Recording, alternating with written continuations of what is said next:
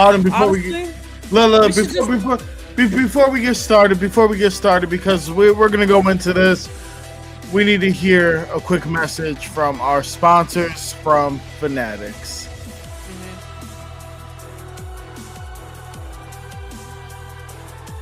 Fanatics isn't just our name, it's who we are. Loyal, passionate fans dedicated to our favorite teams and the sports we love. That's why we're honored to be able to offer fans the world's largest collection of sports apparel and jerseys from all over the leagues, teams, and players you love. We feature a wide selection of gear from every league, including the NFL, MLB, NBA, NHL, and NCAA merchandise, which allows us to serve fans from football, baseball, hockey, basketball, lacrosse, soccer, and golf, and everything else that gets your heart pumping. Go to fanatics.com by using the QR code on the screen right now to celebrate your teams.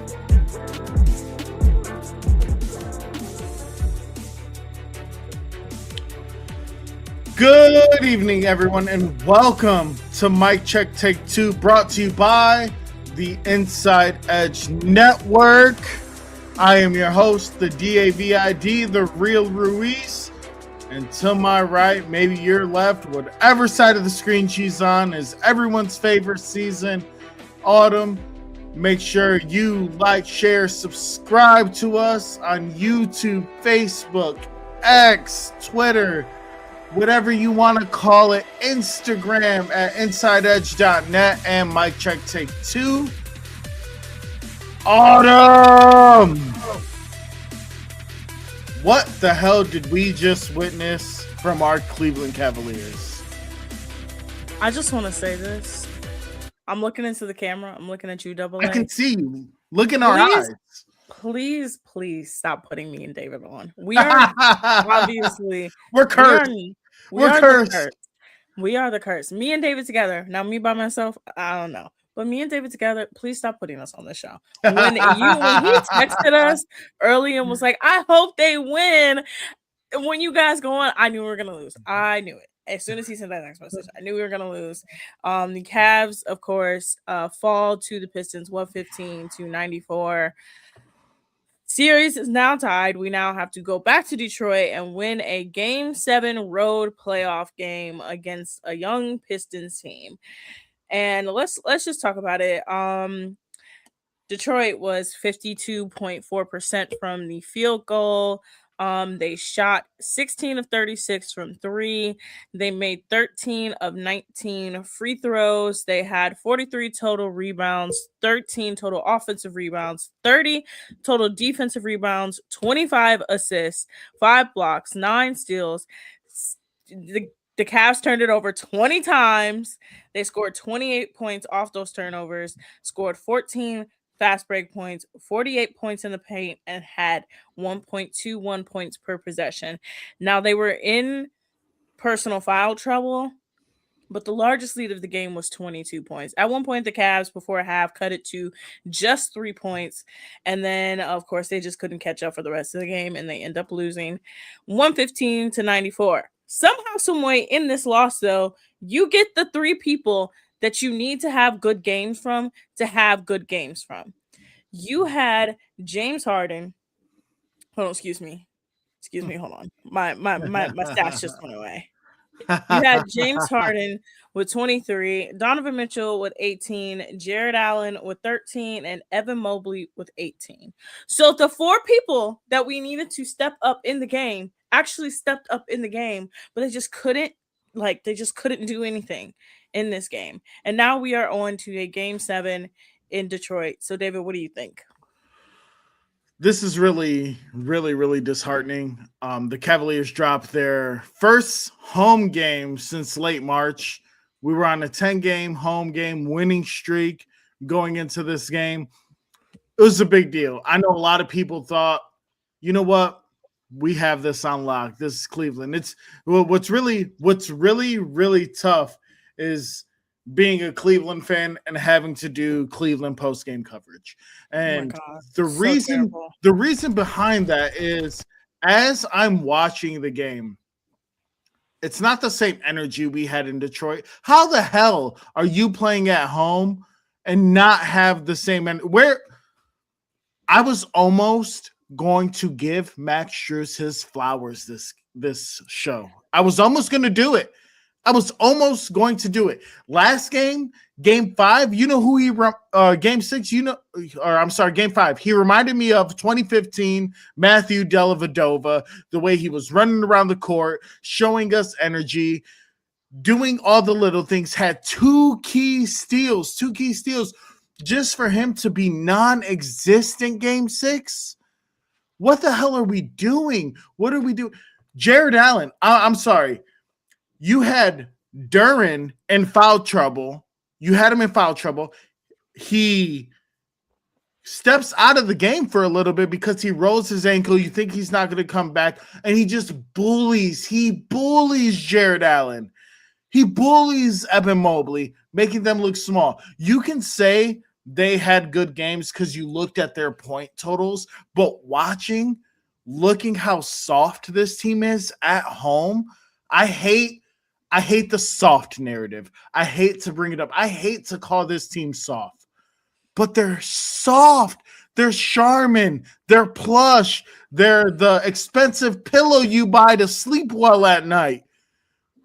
What the hell are they doing, Autumn? I don't know. And I'm looking at these Detroit stats right here. There is no way in hell that Detroit should have beat them. Even though Detroit does have, 6 players in double figures. Nobody scored over 25 points on Detroit. Everybody, their highest score was Cade Cunningham with 21. That man didn't shoot a free throw until the fourth quarter. What are we doing here? I think what's so disappointing about this team is that they take 3 steps forward, and then the next game they take 3 steps back. Like the OT game that they haven't been able to win in the playoffs on the road. They were 0-5 up to this point in the playoffs on the road. And the crazy thing is we won. They shouldn't have won that game. Oh, I know. They shouldn't have won that game. Jared Allen tripped him.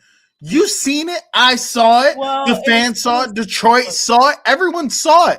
That should have been 2 free throws at the end of the game with a tenth of the second left. At this point, we pull it out of their ass and they find a way to win.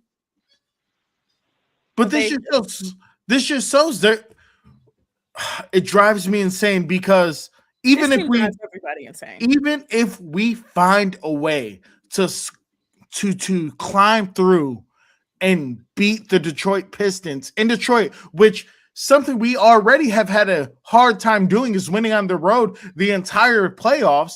How the hell are we going to win in the Garden? How are we going to win at Madison Square Garden? It's Madison Square Garden. How are we going to win at Madison Square Garden if we find a way past the Pistons? You can look. The New York Knicks already lead the season 2-1 on us this season. People can say that, we didn't have James Harden in these games, etc. But with the way Evan Mobley and Jared Allen are playing right now, thank you so much, Double A. We would like to not do this anymore. But I'm sorry to interrupt your point, David, but no. I don't want to keep talking about them. I've spent so much energy on this team. And like I said, they take 3 steps forward, somehow take 3 steps back to the next game. They find ways to lose. They barely find ways to win. I just think at this point, if they win or if they lose, I love them. I'll be there with you, but I cannot do it anymore. I can't watch this team anymore. It genuinely, it hurts me to watch them. If Duren is putting the moves on Jared Allen and Mobley, if he's the one doing it, I get it. He's an all-star. I get it. How are they supposed to defend someone that can spread the floor and dominate from the mid-range and can score in the paint like Karl Anthony Towns? How are we supposed to defend that? Honestly, I don't even know at this point. I'm just at a point with them where I'm like I saw the score and I was like, yep, that makes sense. We can talk about the mental errors. We can talk about, like, for instance, in the first half, we had Dennis Schroeder in the game. I get a lot of the team was in foul trouble, but that doesn't matter. You have Dennis Schroeder in the game, back-to-back possessions. Dennis Schroeder has multiple dribbling violations. He had a double They don't dribble. know how to dribble. He They had don't a know how double to dribble dribble. and a travel in back-to-back possessions. That's 2 turnovers. Given what James Harden, last time I looked, he had 8 turnovers in the fourth quarter alone. He had 8 turnovers alone. Given that's, I preach about this because we know what we get from James Harden. We're gonna get the points. It's not even about dribbling. It's about being just flat out lazy and inconsistent.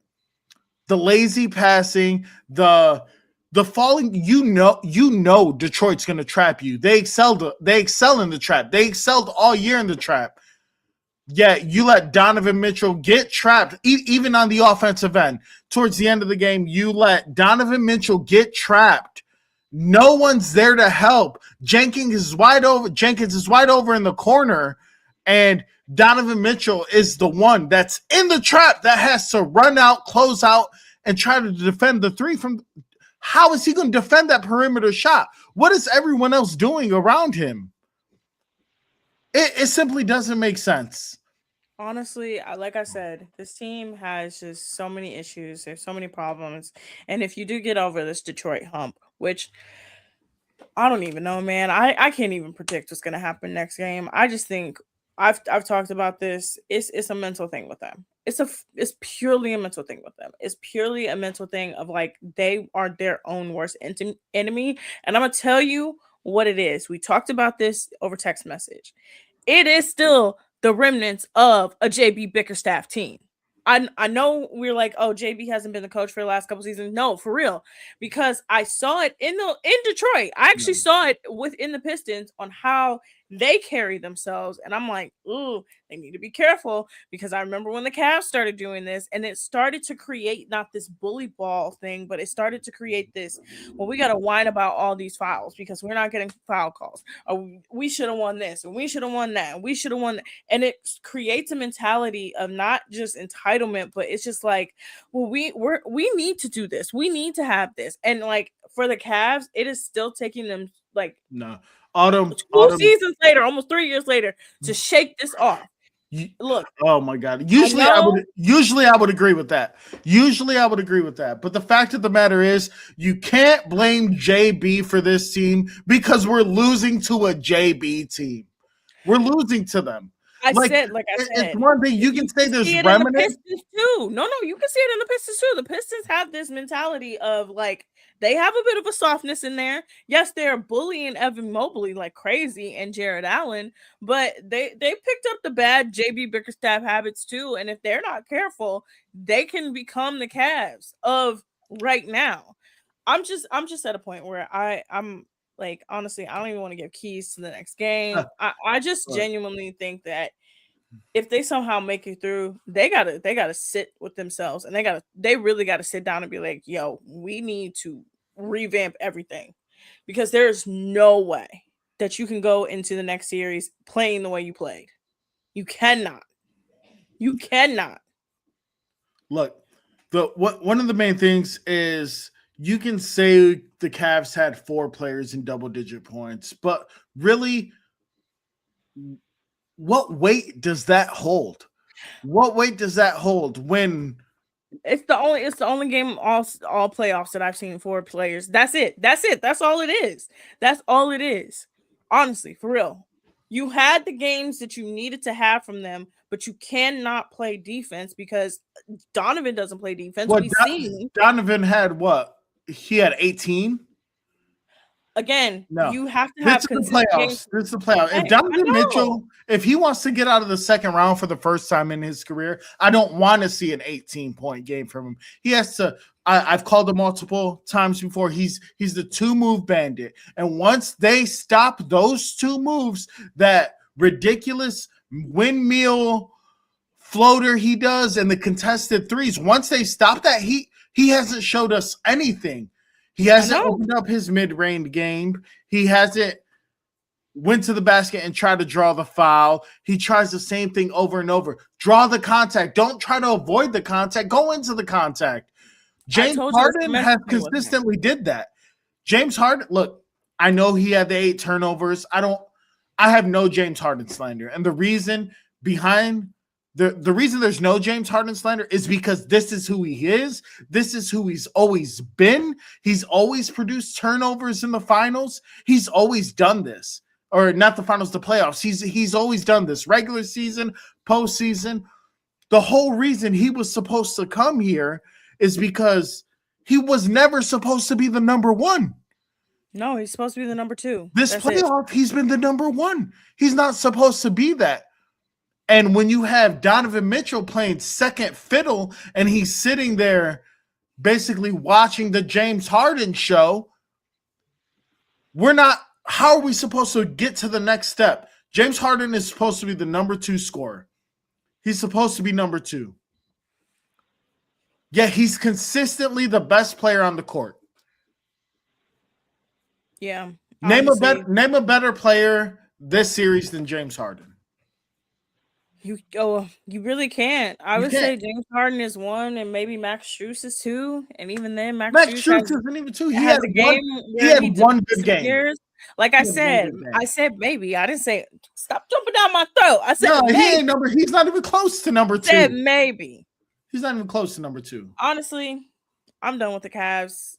If they win, they win. If they lose, they lose. Whatever. I'm done with them. I don't even want to get keys to the game. We know what they need to do to win. Like I said, after the last time we came on after a loss, I'm through saying the same things. Now let's get to other things. LeBron James was swept in the semifinals, and for the first time in his career, he will now be an unrestricted free agent. David, what do you think is going to happen? Do you think LeBron will somehow re-sign with the Lakers? Do you think he'll come back to the Cavs, or do you think he has finally decided, you know what, this is my last year, I'm gonna hang it up? Now, mind you, LeBron was the third option on his team at 41 years old, and still a much better player than a lot of these guys that's in the NBA right now. So what do you think? Well, honestly, in the playoffs, LeBron was number 1 option. During the regular season, he was, until Luka got hurt against the Oklahoma City Thunder in the regular season, he may have been the number 2. Ever since then, he was the number 1 option. I've stated this previously on previous shows. His basketball IQ is still the best in the league. Not even close. When you're watching the Cavs game, or you're watching tonight, after the Cavs game, when you're watching the Spurs and you're watching the Timberwolves, it's really hard to compare anyone with that IQ. But doesn't matter what team you're watching. When I was watching the last series against the Rockets, it was obvious he was the best player on the court, even though Kevin Durant went down, etc. The things he was able to do and the decisions he was able to make is just eons above everyone else. And that's not bias. That's not me being a Cleveland fan. That's not me being a LeBron fan or thinking LeBron's the GOAT. At the end of the day, all you have to do is watch the film. Don't watch the highlights. The highlights are going to only show you the good things. Watch the film, because a lot of people get caught up in highlights with LeBron, but they fail to actually watch game-to-game situations. They either love LeBron for the highlights or hate him for his lowlights and come up with a bunch of different reasons on why LeBron's an issue or the GOAT. At the end of the day, it's his IQ. LeBron's going to continue in the league. There's no reason for him to retire right now. He's going to want to play with Bryce. He's still able to do it. He had the opportunity and has the opportunity to play with Bronny right now. And before this game, I really could see LeBron coming back to Cleveland. I could see that. Who's our 3? Who's our 3? We don't have a 3. We don't have a small forward. And when you watch the Cavs play right now with all the nonsense and the turnovers that they continuously produce game after game, possession after possession, when you have LeBron on that court, those turnovers find a way to subside. They find a way to go down. And that's all basketball IQ. He makes everyone else around him better. I really hope LeBron decides to come back to Cleveland next year. Whether we win or lose this series, in all reality, I've been saying this for the last 2 seasons. A small forward like him is the missing piece. Doesn't matter if it is LeBron, but we need a small forward that's able to be a playmaker and play off the ball. They're not going to be the number one. And it's the perfect situation for LeBron. He doesn't want to play number one. Cleveland needs a 3. Why not come home? Why not come for one more season? Honestly, I think it would. I think it would make perfect sense. The Cavs are kind of set up in a way where you can just like plug him in, and then it would give them the extra jolt that they kind of need, that we see, of course, as we've talked about. But honestly, I think he's gonna play for a couple more seasons. I give it 2 more seasons. LeBron is still in excellent shape. He is still a great basketball mind. He can still shoot. He doesn't have his legs under him like a lot of older players did around his age.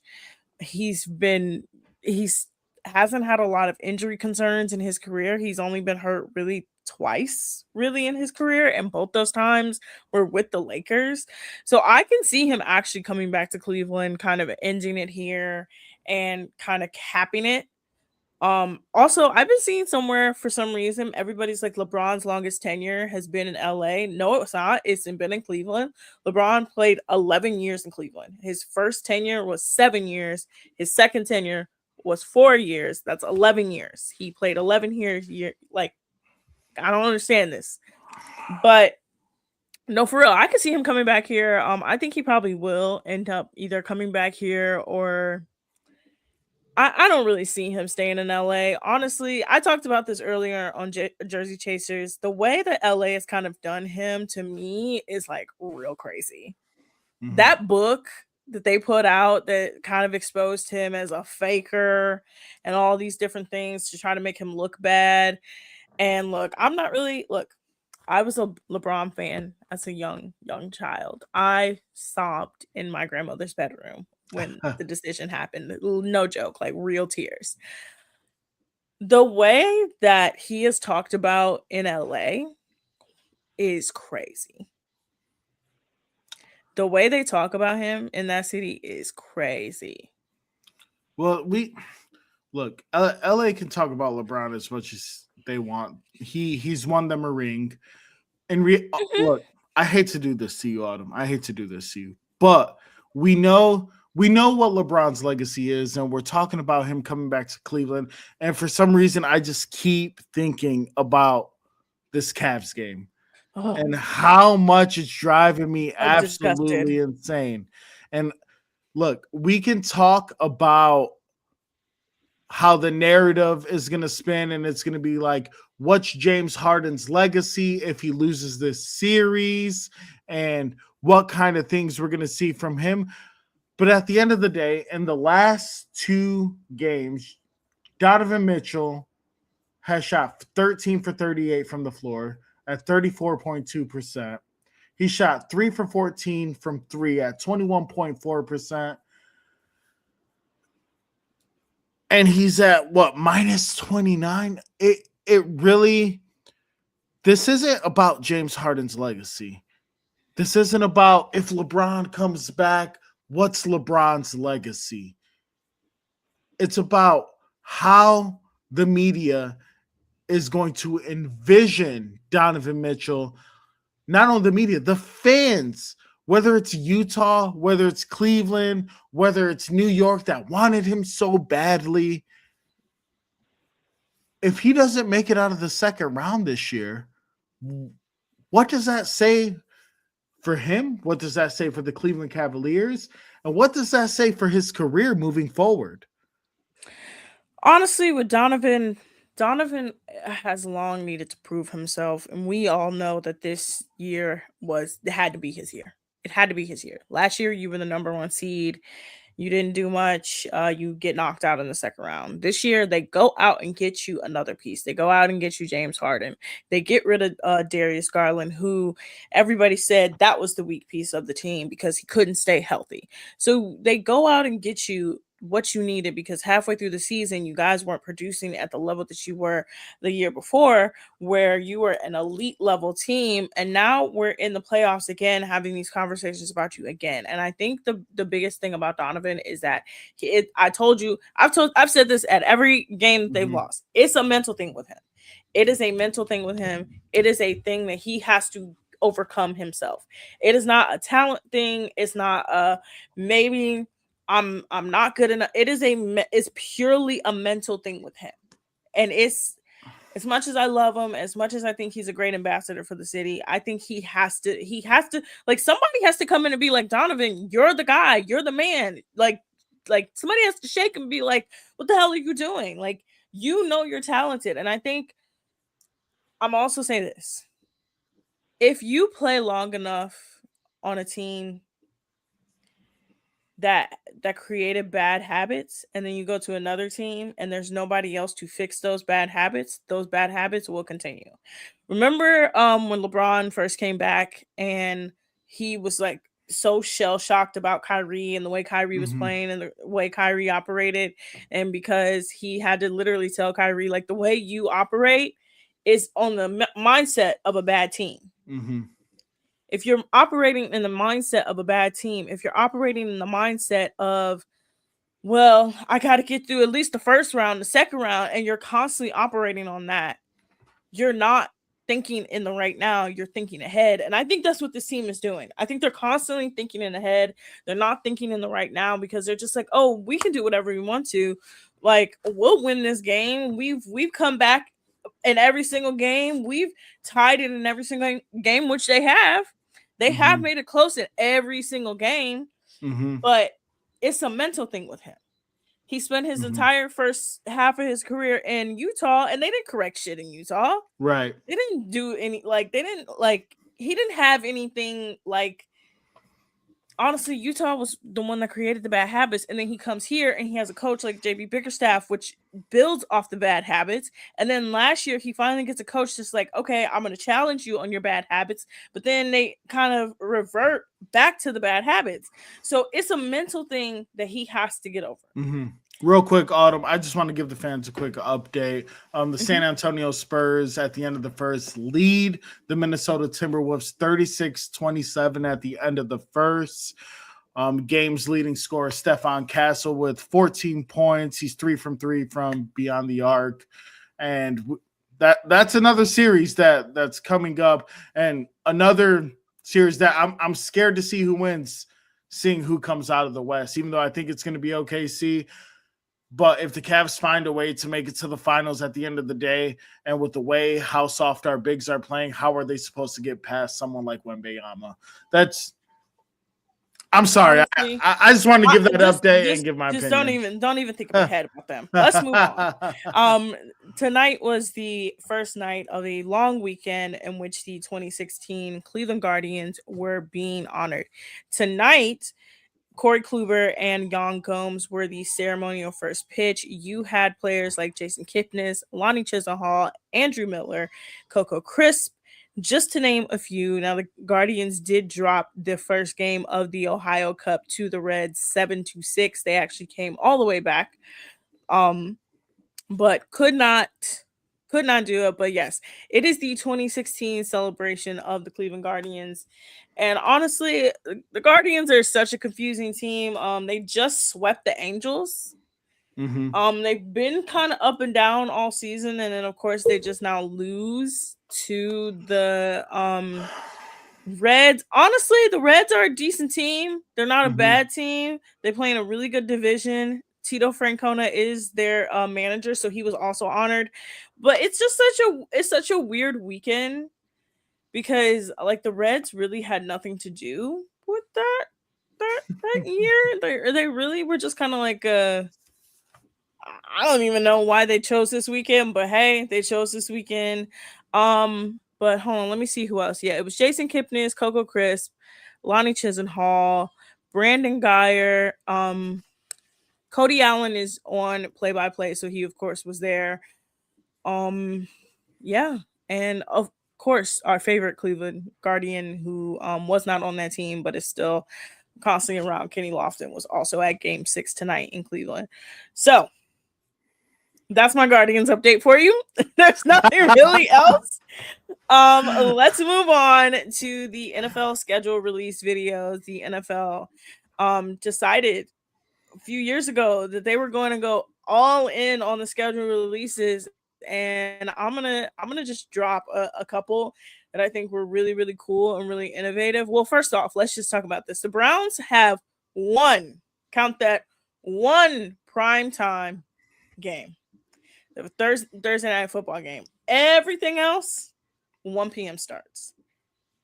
What do you think about that, David? I'm all right No with Monday it. night football, like no Monday night football, no Sunday night football, all 1 o'clock and one Thursday night. Look, I'm good with it. I want to watch good football that night. At the end of the day, I want to have primetime games. I looked over all of the primetime games earlier. I was a little confused with a couple teams that had a few of them. I know the Pittsburgh Steelers had a couple of games. That's not a Cleveland bias. No, I really like Pittsburgh always gets. Yeah, Pittsburgh always gets. I really love the first primetime game of the season, which is, I believe, the season opener. That's the Patriots versus the Seahawks. That's going to be a really good game. We have the Chiefs a little later into the season having a couple primetime games, which we're going to see a lot of those going down the stretch because you know my opinion on the Kansas City Chiefs this year. We'll say that for another time. But looking over the Browns schedule, I believe they have the 4th easiest schedule. And I believe the Bengals have the 3rd. I think the Jets are number 2. Oh man, I'm having a brain fart of who was number 1. But we should be able to string together some games. I'm really excited for the Browns December 13th game. December 13th, the Cleveland Browns play the Atlanta Falcons at Huntington Bank Field. Kevin Stefanski's return game.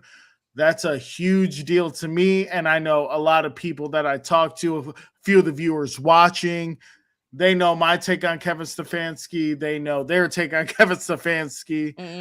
I'm one of the people that think Kevin Stefanski is going to do very well in Atlanta. Maybe not in Cleveland, but when you try to do the side-by-side comparison of our depth charts, let's just call it for what it is. Name a better receiver than Drake London on the Cleveland Browns. You can't name a better running back than Bijan Robinson. You can't. Even Kyle Pitts is Fannin better than Kyle Pitts? I don't know yet. I don't know.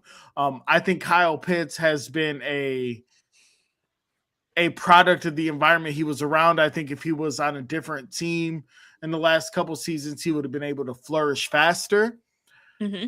But I think there's going to be a lot of Cleveland fans disappointed come December 13th and how that game turns out. But overall, I think our schedule is relatively easy. I do agree with the statistics. Do you have the schedule pulled up yet? I do not. Hold on. Let me. Well, first, let's. While we talk about that, let's talk about the actual. So the schedule release show is now a full spectacle because the NFL, of course, wants it to be a full spectacle, and now all the teams have to have a pointed schedule release video. I don't understand when this started happening, but it's a full release video. So let's go through the videos. Rick Ross was the Miami Dolphins narrator. The Patriots put their players on roller coasters and also had a doggy thing. The Jets, which was actually presented by JetBlue, did a bunch of paint mixing videos, with like ASMR. The Ravens had a wedding crasher, players wedding crashing. The Browns had one of the most innovative look, I'm not glazing them, but they really had a very innovative, like leaning heavy into their team having nerd culture schedule release. They parodied Street Fighter. They called it Street Fighter Klee, and they actually have Browns players as Street Fighter emotes, which was kind of cool. They set it in an arcade. They put the 90s filter over it. The Steelers had a boring one. Texans had a boring one. Didn't a team go ahead? The Indianapolis Colts actually got permission from The Simpsons. Yeah, that's what used a bunch of Simpsons memes and use a bunch of Simpsons characters, which is again very innovative. Where the hell are they getting this money? The Jacksonville Jaguars had Trevor Lawrence in, and they made him cut his hair. The Titans. Wait. He cut his hair? Mm-hmm. It's in their profile picture. Oh my goodness, I did not see that. Yeah. Why would you make that man cut his hair? Hey, whatever. The Tennessee Titans did their whole famous street interview thing that they did a couple years ago, and instead of it being like, "What do you think this team's name is?" They went up to people who they thought looked like famous people from those teams, and that's how they announced it. The Broncos did something with Peyton Manning. The Chiefs did a QVC parody and called it QV Chiefs. The Raiders did a Step Brothers parody with Kirk Cousins and Fernando. And then the Los Angeles Chargers, who's been knocking it out of the Chargers do so well on social media. They did an entire Halo themed NFL schedule release, like full Halo, like the whole thing. Really? Yes, like you think it would be like Halo. The Giants had their players go to famous New York museums. The Philadelphia Eagles had a boardroom meeting, and it was Jalen Hurts, Saquon Barkley, and a lot of their offense. The Commanders, they had a science experiment. The Bears are the Bears. A lot of these were just really boring. I'm not even gonna lie. The Vikings had Chris Jericho in that stupid list. Stupid. Yes. Autumn. Absolutely. Autumn. 100%. I hated it. You just made the list. Absolutely. I'll make that stupid ass list. And the Saints use former Today Show anchor Hoda Kotb. And honestly, some of these were just like, I'm bored. I'm bored out of my mind. Look, I really like.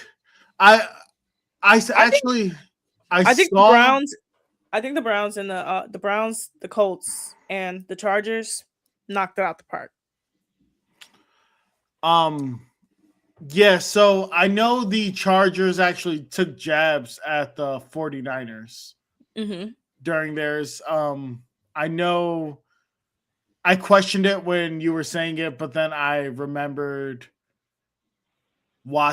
actually watching it. A lot of people don't know. My second team is the Chargers. Browns fan at heart, but I'm a huge Chargers fan. Been a fan of the Chargers since Phillip Rivers, LaDainian Tomlinson, Antonio Gates. And honestly, that's a thanks to Madden, because I didn't watch Charger games when I was young. I didn't watch them. I'm not going to sit here. I'm not going to hold you. I'm not going to sit here and lie to you. But I used to play Madden 04 to be exact, on the GameCube. And I used to play as the Chargers, and I used to dominate as the Chargers. And that's the only team I could beat 04 Michael Vick with. So that's the team I decided to use, because any gamer knows if you played Madden and you played as Mike Vick in that time, he is the best Madden player of all time as a user. I'm sorry, Madden. I'm sorry, Autumn. I'm going off on a tangent about Madden. Yes, you are. I love Madden. Okay, I play Madden every day during football season. When it's not football season, it helps me get my fix. We have a little bit of the preseason schedule coming up. Preseason doesn't matter. It's boring. Let me continue. We also have international games. Week 1, the 49ers and the Rams will be playing in Australia. Mm-hmm. Week 3, the Ravens and the Cowboys will be playing in Rio de Janeiro in Brazil. Week 4, the Colts and Commanders will be playing, of course, in London. The Jaguars in week 5 will have their typical London game. I don't know if you guys know this, but the Jaguars play half the year in London for some reason. They'll also have another game against the Texans the week after that in week 6. Week 7, the Steelers will travel to France. It'll be the NFL's first game in France. They will play the Saints, which actually makes sense. I was like, why are they playing the Saints? And then I remembered that when I went to New Orleans last year, everything in New Orleans is French. Everything in that city is French. The Bengals 2 weeks later will be playing the Falcons in Madrid in Spain. The Patriots will play the Lions in Germany, and then to wrap it up in week 11, the Vikings will play the 49ers in Mexico. What? I'm so sorry. What? Don't the Bengals play? The Bengals play in Spain, right? Yes, they play in Madrid. What's really cool about that is Joe Burrow requested that last season. And he's like, I want to play overseas. Hopefully he's healthy enough. He can say it all he wants, but he has to be healthy enough to play the game overseas. But they granted his wish. Why are you looking at me like that, Autumn? Look, we've talked about Joe Burrow. We've talked about him enough. But again, this is from week 1 through 11 weeks of the NFL season. They will play in almost every major continent except for Asia. And I think next year we will have an Asia game. In 2027, I think we will have an Asia game. I think particularly we will have a South Korean game. South Korea? South Korea. And I'm going to tell you why it's going to be a South Korea game. I need to hear it. Okay, so also the Super Bowl was announced for February 14th. I'm so glad. Thank you so much, Super Bowl, for being on February 14th and not my birthday. I'm ecstatic. Thank you so much. So now I don't have to care. Autumn, there's going to be a lot of disappointed girlfriends. People are going to have to reschedule Valentine's Day for like that Saturday. Whatever. Make a different game because we know Super Bowl Sunday, that's for the boys.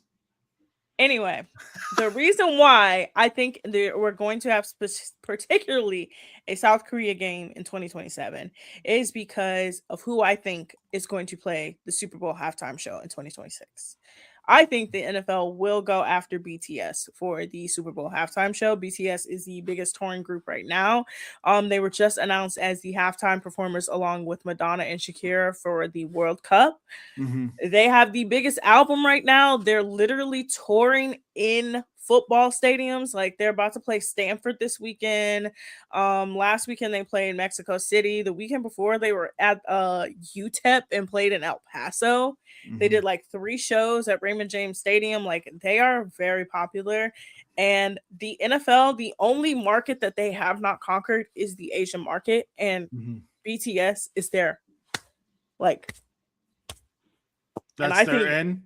That's their end. So if they want to have, and then also I have to mention this is because I really have gone on a South Korea tangent. South Korea is one of those countries where they like the branding of things. Like, for example, like UFC is big in South Korea, but not like the fighting, just the brand UFC. Like they sell clothes with UFC. They sell clothes with National Geographic and Jeep and all of that. And the NFL is the only entity that I don't see over there. The NBA is very big over there. MLB, humongous. MLB is humongous in South Korea. And I think the NFL, with having games in Europe, of course, Paris, Madrid, Germany, now Australia, I think they want to conquer Asia next, I'm- and South Korea. I'm really curious about what teams these over, because there's only a selected few organizations that have been going overseas. Oh, I'll tell and- you who's gonna go. It's No, gonna be the not 30 not what teams are gonna go. What fan bases develop overseas? Because they create Browns backgrounds. They're The huge. Browns are huge Mhm. overseas. They are humongous, particularly in Britain. I don't know what the hell happened in Britain, but they also embrace the Browns. I'm trying to think. From a lot of TikTok videos, ironically enough, I've seen a lot of Philly fans. Really crazy. A lot of Philly fans in South Korea. I hate Philly fans. They are an interesting bunch, but I think after the 2026 international games, I think they're gonna pick BTS as the headliners for the Super Bowl. Yes, BTS, that band for the Super Bowl, and I think that's going to be their leeway into being like, hey, South Korea, hey, we know the NBA is big over here, we know MLB is big over here, let's try the NFL, and they have enough stadiums to do it. I don't want that for the Super Bowl halftime show. I don't. BTS are great performers. No. You need to. No. They are immaculate performers. Well, I want. Look, we've had Spanish. We've had hip You're hop. Puerto Rican. I'm not saying anything negative. Look, we've had. Look, hear me out. Hear me out. BTS, This is what I'm saying. look. BTS No. isn't just a South Korean. I don't want to Like, listen to they're not- K-pop. I don't want to listen to K-pop. Hey, no knock until you try it. Look, I said no. the same thing. Look, I don't watch the K-pop Demon Hunters. I don't want any of this. We've had Spanish, we've had hip hop, we've had country, we've had rock, we've had pop. K-pop is the only one left, and K-pop. No. There's two kinds of Super Bowl halftime shows I want to see. Number one on my list, okay? I want to see an emo night halftime show. Oh, that's next. That's after K-pop. No. I need that now. I need them to play Ohio's for Lovers. I need Pierce of the Veil. I need Blink 182. You need a Fallout Boy. I need Fallout Boy. I need all of it. Green Day played the pre-show last year. They played pre-Super Bowl last year. No, we don't want the pre-show. Make it mainstream. I know. And number two, because of this man's catalog of work. I swear he can perform. No, not Drake. Even though I wouldn't be opposed to a Drake halftime show. The man just dropped 3 albums, and there's some bangers on there already. Hey, you can love it or hate it. Checked. I want you to get your Nah, I've heard it. It's Look, terrible. all summer long. Don't listen to it, y'all. Look, It's all summer tried it. long. I was Trust falling me. asleep. Trust me. What are the 3 albums? One of them's Habibti, one of them's Iceman, and one of them's Maid of Honor. Put all 3 of those first letters together. What does that spell? Him. He is him. He came out. He dropped 3 albums in a day, and he's ready. He's ready to take over the summer, and he is. But no, the number 2 on my list, it's Chris Brown. Oh, look, it's Chris Brown. You're gonna tell me you don't want a Chris Brown halftime show? No, I'm gonna tell you why. Why I'm not? gonna tell you why. I'm gonna look y'all dead in the face. I was a huge Chris Brown fan as a young girl. At 10 years old, I discovered Chris Brown when he was just 15. At 18 years old, I was like, this shit all sounds the same. At 31, you can get Crash Bandicoot out of here. All right? Crash Bandicoot. That's how he fucking dances, like Crash Bandicoot. Man. I'm gonna get back to the NFL. I don't even want to hear Chris Brown. Look, get Crash Bandicoot. You have no. I'm gonna be real serious. The NFL would never pick him as a halftime show performer because he is a literal liability to like sponsors. Sponsors would not want to touch that. What do you mean? They have literal convicted felons and killers in their leagues. I know, you think they right? care about who's doing the halftime show? They actually do. The halftime show. It's all in charge. Show for the Super Bowl generates billions, not millions, billions of dollars for them. No, absolutely not. That would mess with sponsorship so bad. I don't think so. I don't think so. Let me continue with the NFL release schedule. We also got the holiday release schedule. The NFL will have their first Thanksgiving Eve game on Wednesday, November 25th. It will be the Packers versus the Rams at 8 o'clock on Netflix Live. Then on Thanksgiving Day, you'll have the Bears at the Lions on CBS. You'll have Philly at Dallas on Fox Sports at 4:30, and to round it out, you'll have Kansas City at Buffalo on NBC. And then on Black Friday, the matchup and the network are going to be announced. On Christmas, you'll get Houston at Philly on Prime Video. On Christmas Eve, sorry. And then on Christmas Day, you'll get 3 games all on Netflix at 1, 4:30, and 8:15. And Netflix is probably going to do what they've done for the last couple of years and also do a big halftime show for the later game as well. But yeah, the NFL just kind of came out swinging. They really said, here we go. Mm-hmm. Here we go.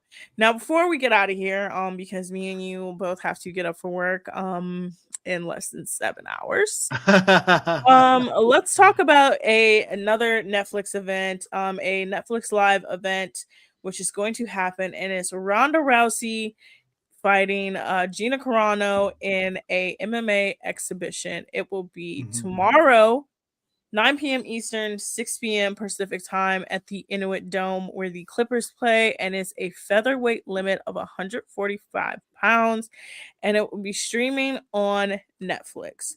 Both these fighters have not fought in a very long time. Ronda Rousey had a 10-year hiatus after her retirement from the UFC, and Carano had a 17-year hiatus. Now, Gina is one of the pioneers of women's MMA. She famously got beat up by Chris Cyborg in a fight where she was talking a lot of shit before, and then of course Ronda famously also got beat up in a fight where she was talking a lot of shit before. Yeah, she lost to Holly. She lost Holly Holm. Yep. Now, Ronda Rousey is the betting favorite. She is a huge favorite because again, she's only been out of MMA for 10 years, and Gina has been out for 17 years.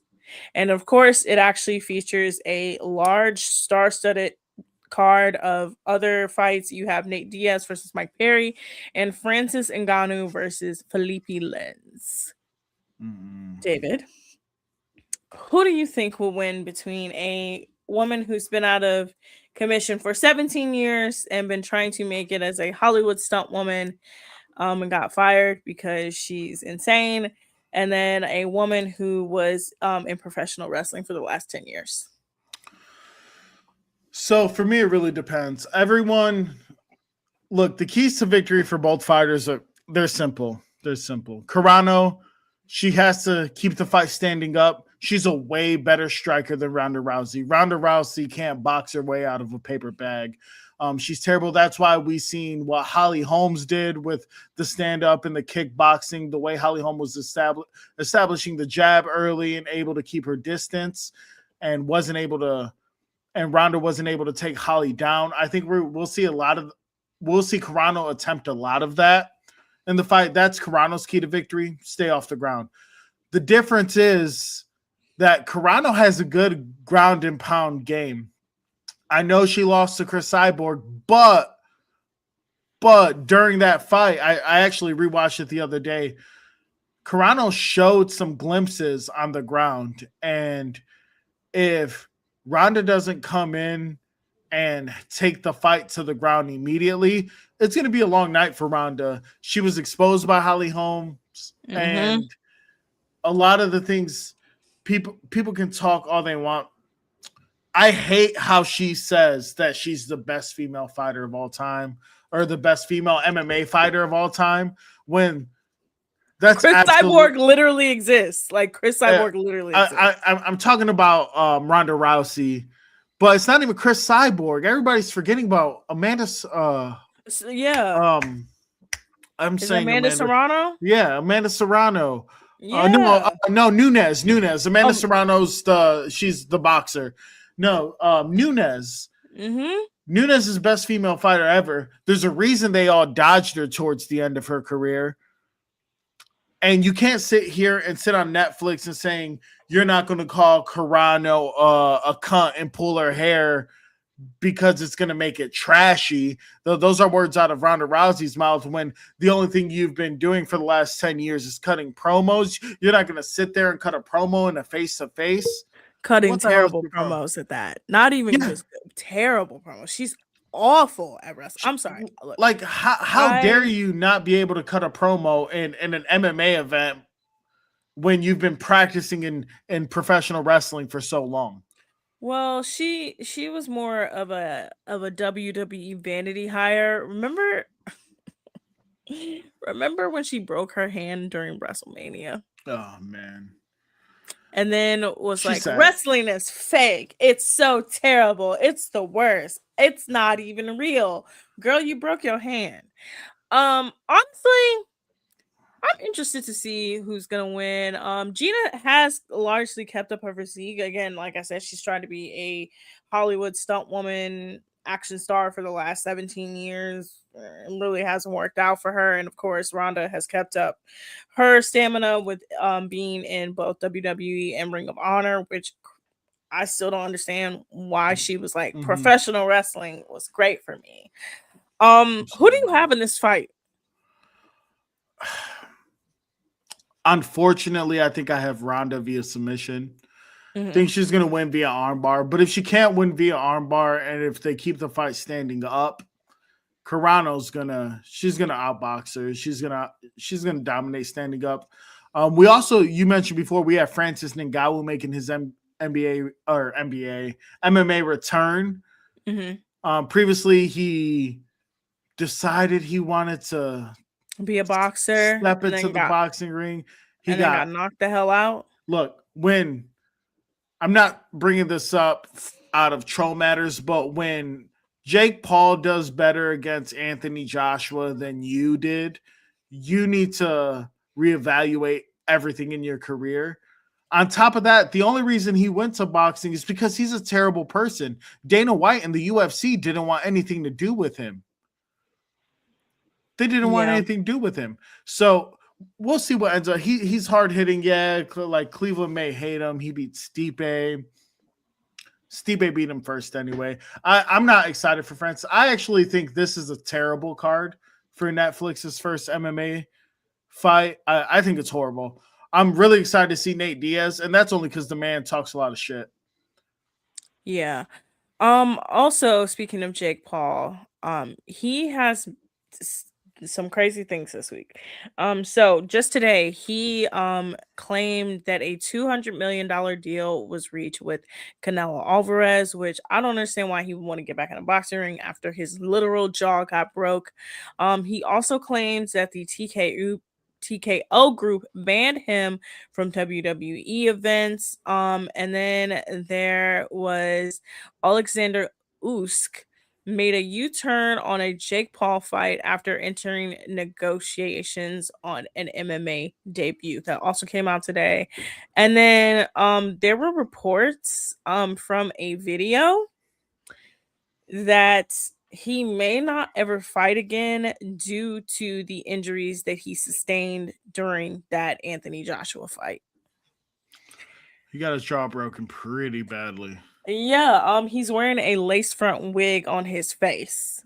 He's literally wearing a fake beard. I'm not even making that up. Like somebody literally like put on like TikTok that one of their friends was contacted personally by Jake Paul to like put on a fake beard because they had to shave his beard when they had to fix his jaw. I didn't see anything about that, Autumn. Oh my god, that was a big story on TikTok. Like when I say that was a big Oh story man, on our TikTok, you know algorithms how many must be completely different because that my algorithms have nothing to do with lace front beards. yeah, he's wearing a fake beard. Your beard grows back in like 2 weeks. Why would he wear a Mhm. lace front beard? That makes no sense. because he's stupid. Because he's Jake Paul. Like he's I- dumb. I think the haters are just gonna hate. He's just dumb. The man's goated. In other news, before we get out of here, the WNBA approved and the Houston Comets will be coming back next year. The Houston Comets were literally the most winningest franchise up until the Las Vegas Aces. The Houston Comets won the first two WNBA titles. They also had Cheryl Swoops, who was the first woman to ever have her own shoe. Through Nike, we had a lot of good stuff going on. Aisha Wilson had a 45-point game tonight against the Connecticut Sun. I think they're moving soon. I forgot where they're moving. And of course, we all know Cleveland is bringing back their team. Detroit is bringing back their team. I hope they're going to be the Detroit Shock again. I hated when they became the Dallas Wings. It's really stupid. And then the Portland Fire, that's what their name is, the Portland Fire, and the Toronto Tempo made their WNBA debuts this month. And Toronto got their first win just a couple nights ago when Marina Mayberry went off and scored a buzzer beater. So, hey, we got a lot of sports going on. Chad Bryan and Eli will come in just a couple minutes. But David, any more thoughts? We'll see. Look, I know you didn't want to do this, but we got to come full circle, Autumn. Oh my God. We have to come full circle. And let me guess, we're gonna get keys to victory for next game. We have to give the keys. Like, we got to give the fans what they want, Autumn. We can't sit here and pretend like they don't exist. They want to hear what you have to say. They know you're holding it back. They want to hear it. They want to hear the chaos. Okay. What are your keys to victory for the Cleveland Cavaliers? Game 7 in Detroit against the Detroit Pistons. Honestly, I don't even know at this point. Every single game that they played, honestly, they've either let Detroit come back or they somehow figured out a way to win. I think the key to victory is just win the game. That's it. I don't know. I don't even know what to say about them anymore. They're just one of those teams where you're like, just win. Just win. I don't care if it's pretty. I don't care if it's ugly. Just win. That's it. What's your key? My keys to the game are Donovan Mitchell has to produce more than 18 points. He has to take control of the game. He has to be the number one scorer. As much as I love James Harden taking command in these games and giving us 30-point games and being the leading scorer, that's not the recipe for success. We had tweets in the past about Evan Mobley's mom retweeting people saying that Donovan Mitchell has to take a backseat, but this isn't the Toronto series. In order for us to win the game, Donovan Mitchell needs to give us at least 25. Harden needs to give us at least 25, and we need a double-double from both of our bigs. This is game 7. This is the real deal. You've won once at home. Do not make stupid mistakes. Protect the ball. I know we've been talking about turnovers for a long time now. You need to protect the ball, make smart decisions, and it should be a relatively easy victory in Detroit if we can do that. Yeah. Anything else? I'm gonna say one thing. If you like hockey romance, audience, and you want to see some decent hockey on screen, watch Off Campus on Amazon Prime. I just finished it. I liked it. It was actually cool. It's not like Heated Rivalry. Well, actually, there's a lot of butt. There's a lot of butt. But it's a romance. It's a romance. You just said butt. All right, Autumn. Any more things before Chad and Eli take over? No, Chad and Eli are going to take over. They're going to have a great show here after Mic Check Take 2. I'm pretty sure they're going to continue with post-game coverage, let you guys know all the details and facts. Stay tuned. I'm really excited for their show. And again, make sure you like, share, subscribe, YouTube, Facebook, Instagram, Twitter, X, everything, whatever you want to call it. At Twitch. You like gaming? Do Twitch. Again, that's Mic Check Take 2 and InsideEdge.net. Stay tuned, everyone. Chad and Eli are coming right after this. Mhm.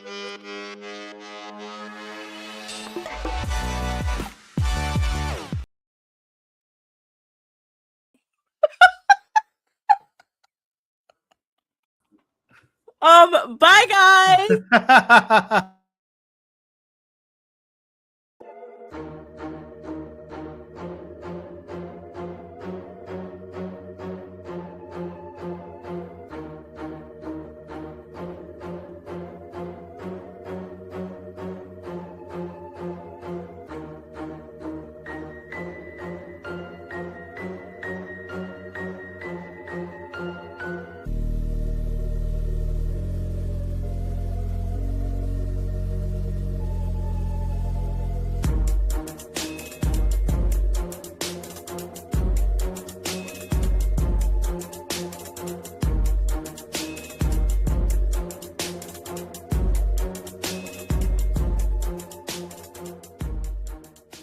Fanatics isn't just our name, it's who we are. Loyal, passionate fans dedicated to our favorite teams and to the sports we love. That's why we're honored to be able to offer fans the world's largest collection of official sports apparel and sports jerseys from all the leagues, teams, and players you love.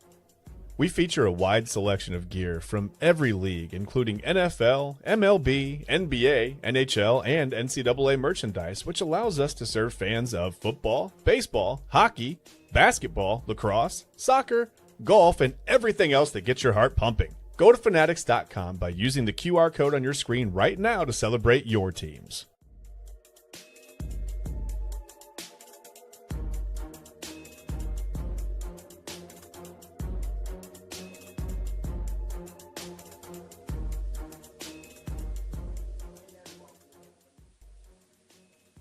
And welcome in, everybody, to another edition of Inside Edge Primetime here on the Inside Edge Network. Chad Bryan to my right, your right. I am Eli Moon. Chad, we're rocking and rolling. A very, very sad day if you're a Cavaliers fan. As you can tell, I'm wearing my Denzel Ward jersey. Dusted it off because the Browns have not let me down this week.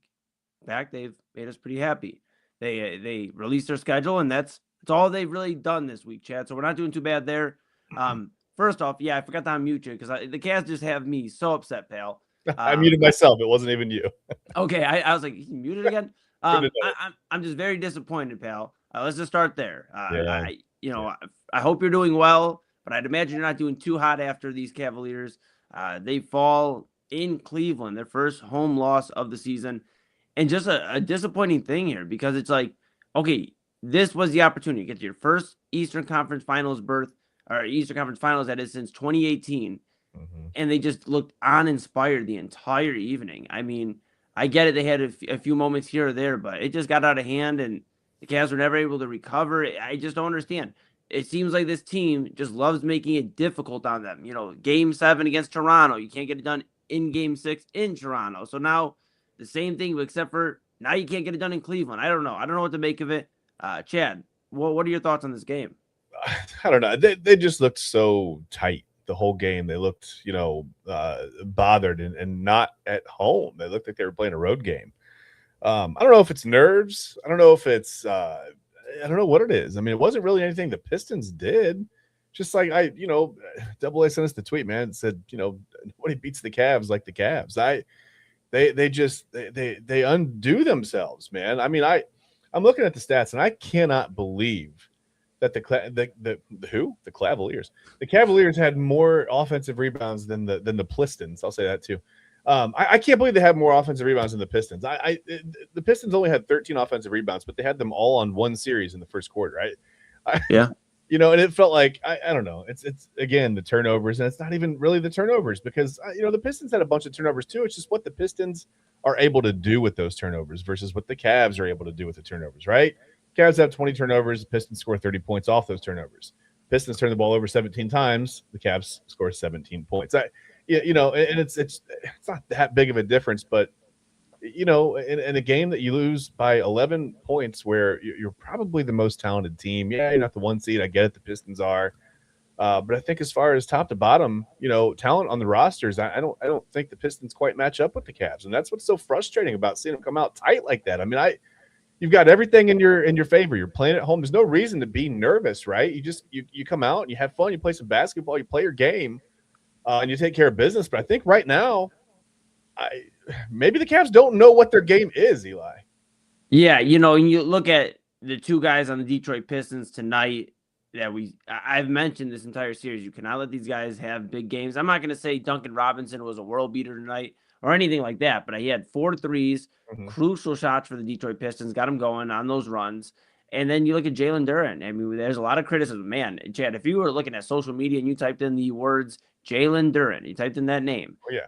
It gets a little rough. Yeah. I mean, hopefully he was avoiding social media because people all the way from saying he lost $50 million on this performance alone for his next contract, that he shouldn't ask for the max. I mean, after an all NBA performance by Jalen Duren this past season, or the season we're currently in, and, you see most improved player candidate, all this stuff for Jalen Duren, but he struggled mightily in this Cavaliers series tonight. 15 points, 11 rebounds. Yeah, just you can't let these guys bully you around, and it just seems like the Cavaliers were getting bullied around at times. And yes, I understand. You look at the box score: 18 from Donovan Mitchell, 6 of 20. James Harden, 23 points, 6 of 13. Yeah, You just need more out of these guys. And I was listening, and we didn't get an opportunity to load in the postgame sound. We'll hope maybe try to get that in during this show. If not, maybe Midnight Run. You'll hear something that I thought was very telling. James Harden was asked, about the intensity. Him and Donovan Mitchell sitting up there in the postgame presser and was asked about the intensity. And, he said, yeah, we just never turned it up to a second gear, and they follow up. The question was, why was that? And he goes, yeah, I'm just not sure. We just never hit that second level, or, it's disappointing. It's just, when do you want it? Right. I mean, this is for James Harden. You haven't been to an conference finals. I want to say it's been 4 or 5 years, if not longer, for James Harden, and Donovan Mitchell's never been there.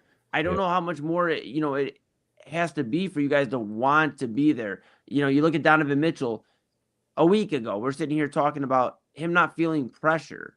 Yeah, and you go back to that. Those comments. What his point was, but to be fair, I understood what his point was. Right? Yeah. He was trying to bring awareness to the fact that this is, after all, a child's game. I get it, right? But it's important at the same time. I mean, people are making millions of dollars. We lost Chad for a moment here. Sorry. Yeah, you're good. You're good. Yeah, I mean, I want to unload right there. Yeah, you're good. It's I mean, it's just frustrating though. You look at these guys. You have Donovan Mitchell, James Harden, where their legacies are being talked about. You have Evan Mobley, who has been talked about in a lot of trade talks, in potential trade talks, and all the reports coming out. I don't think it's a coincidence that everything's coming out about Evan Mobley right now about, he would have been moved for Giannis. Would he be moved for Giannis?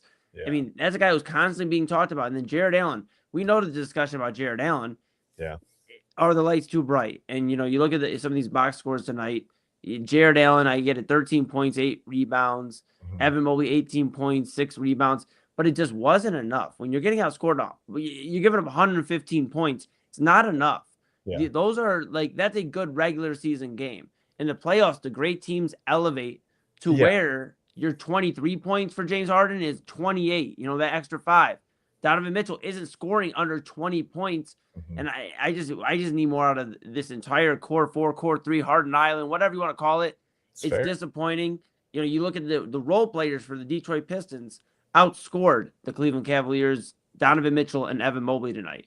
I mean, by 9 points. Yeah. I mean, I get it. You can add up all the bench players and say, well, that's, 4 or 5 guys as opposed to 2. That should never happen. That should absolutely never happen.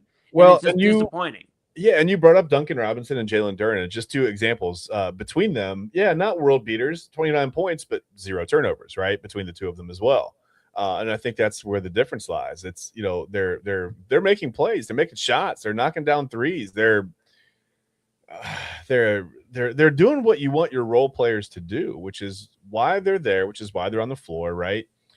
We talked about Sam Merrill doing all the little things right. And I he didn't play badly, but it's just when you're not getting, what you expect from a group of players that you're going to call your core 4 or whatever, core more, because it's somebody new, whatever.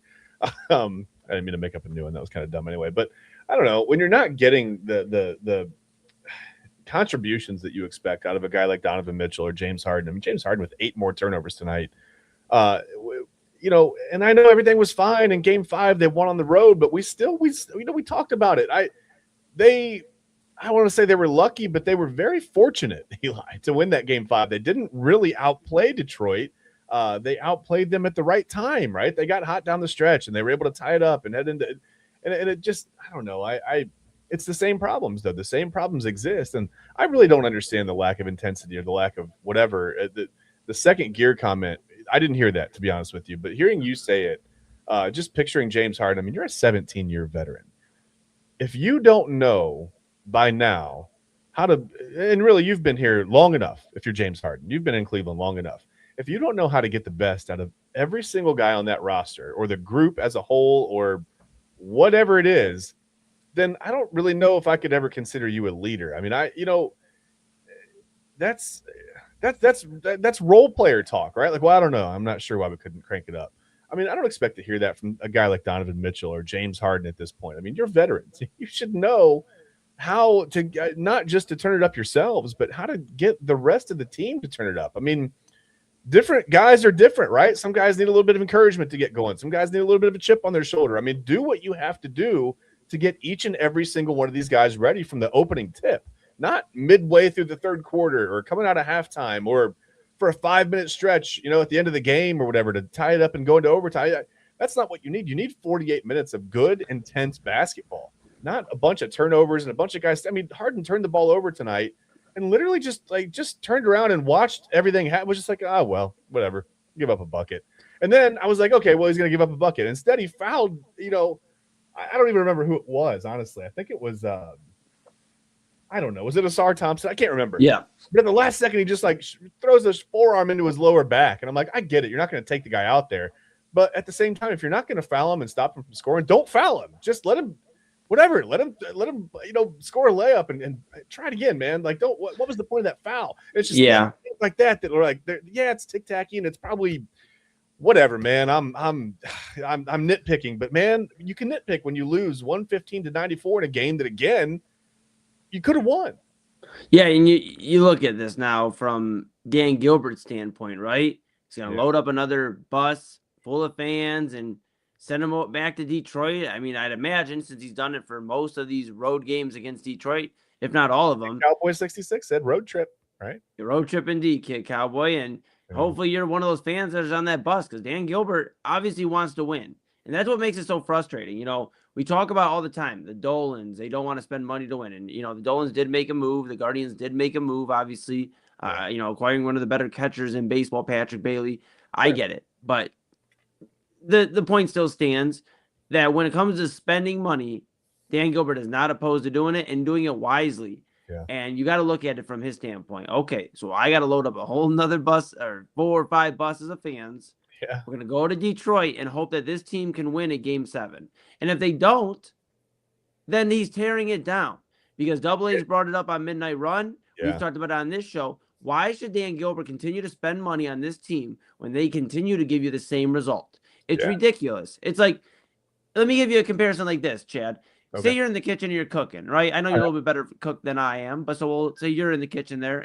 I'm gonna give you the nod. But you're in the kitchen, right? And you're like, Eli, I can make the best grilled cheese. You just have to get me the ingredients. And I go, all right, I'll go to the store. Boom, I go to the store, I come back, I get to the ingredients. You're making, I'm chilling. Oh no, Eli, I burnt the grilled cheese. Chad, that's okay. That happens from time to time. That's like, a second round exit. You just burnt the grilled cheese. Yeah. So then you're like, I just need you to go back to the store. If you believe in me, I can do this.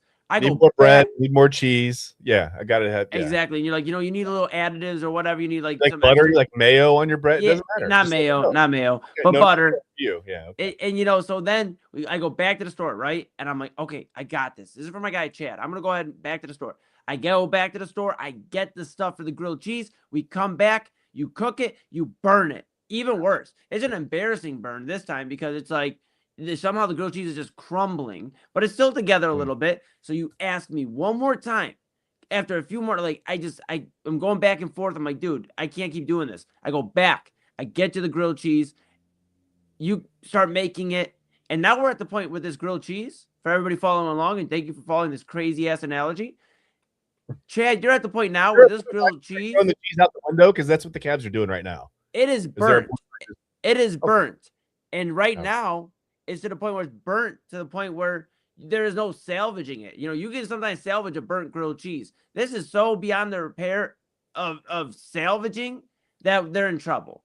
Yeah. I just truly, truly believe that they don't have the want, the care to go win a game 7. I hope they make me eat my words. But why? Why would we believe? Why would we fool ourselves? I know we're Cavaliers fans, but why would we fool ourselves into believing this team, Chad, can go win another game in Detroit? The big talk in game 5 was they can't win on the road. They have not won a road game this postseason. They did it. Everybody's like, sick. Now we can go win game 6, handle it at home, and worry about winning road games next round. But now you got to go win another one in Detroit. Instead, you lose by 21 at home, by the way. Not just losing it, by 21. I mean, right now, so you're telling me the Cavs are headed to Detroit with no bread, no butter, no cheese, no spatula, no pan, no whatever, nothing to start the oven. The starter doesn't work. They have no matches. So do you think it's possible that if they lose this game 7, some of these players might be riding some of the fan buses back to Cleveland? Chad, I'm telling you, bud. I'm telling you, and I want to pull this comment up here. Kid Cowboy says already won a 7-game series. That is correct. But also, and we appreciate you chiming in and sharing your thoughts. Thanks for being with us, Kid Cowboy. But I will tell you this. They won a 7-game series, but they only won all the games at home. They had a 4-3 swing in terms of having more home games than away games. It's a different talk this time around because they have to go win at least one in Detroit. Now, because they've done this to themselves in game 6, they have to go win another one in Detroit. And it's they haven't shown me that they have the heart to go do that either. I just don't expect that. It's crazy. It's not like I hope they come out. I don't expect them to come out on fire. I expect them to come out, the way they looked in game 6, timid, afraid to go to the rim almost. It's like Evan Mobley has these stretches where it looks like he's really focused and then he just goes away for a really long time. And I don't know what causes that. I don't know if it's like, some guys, when they get mad, they play a little better. They play with the chip on their shoulder or whatever. You saw, you saw Jalen Tyson do it the other night, right? Yeah. He got the Pistons all fired up or whatever. And Tobias Harris started scoring a bunch of points, whatever. But I don't trust them. I don't, in a game that means this much. And to be honest with you, let's be honest. Game 7 means way more than game 5, right? I know they won a game on the road. I get it. I watched it. But I just don't trust them to come out with all the chips on the table, everything on the line. I don't know who to turn to. Do you turn to James Harden, who turned the ball over 8 times tonight? Do you turn to Donovan Mitchell, who was 6 of 20 from the floor? And I'm looking at the numbers. I mean, do you turn to Evan Mobley, who has 12 to 14-minute stretches of really good basketball almost never consecutively during a game? He'll have like 3 really good minutes, and then he goes away, and then 2 or 3 really good minutes, and then he goes away. Do you turn to Jared Allen? I mean, Jared Allen, we've seen him in the regular season go off for 45 points and 22. Does he have one of those games in him? There's no reason to believe that we're going to see any of that. I'd love to. I hope we will. But, I mean, I just don't have a reason to say, yes, the Cavs have this. Don't worry about it. They got it. Game 7's in the back. I mean, Chad, you can't fool yourself, and you cannot. Let me be very clear here. You cannot trust James Harden in a game 7. I want you to know, bro to bro. Yeah. I know he's a Cavalier, but I don't want you to do this to yourself. Do not go into game 7 hoping that James Harden is going to be the guy that leads us to the Eastern Conference Finals. It's not happening. I'm surprised he had the game he did tonight. Didn't shoot terrible from the floor. He was all right. I mean, the turnovers are always going to be there with James Harden. Tonight, tonight 8 turnovers, right? I mean, please don't do that to yourself. This comes down to one guy, the star of the team, the guy that we went out and got from Utah, Donovan Mitchell. Yeah. It comes down to Donovan Mitchell. It really comes down, exactly. It's his team. It comes down to him. And I'm not over-exaggerating. I'm not overhyping it, anything like that. Yeah. And if you disagree, let me know. You can tell me in the comments. We'll pull it up on the screen if you disagree. Yeah. I'm telling you this right now, Chad. Game 7 in Detroit, Sunday. is going to be the most important game of Donovan Mitchell's Cavaliers career. It is the most important game because here's the reality. We keep talking about, well, is Evan Mobley going to be out this offseason if the Cavs can't get to where they're trying to get to, which is ultimately an NBA championship? Is Jared Allen going to be out if the Cavs can't do it? Is James Harden? What's the plan with James Harden? Is LeBron coming here? Is Giannis coming here? Here's the reality. Nobody talks about it. We've danced around it and talked about it at certain times. Yeah. But I'm just going to let everybody know.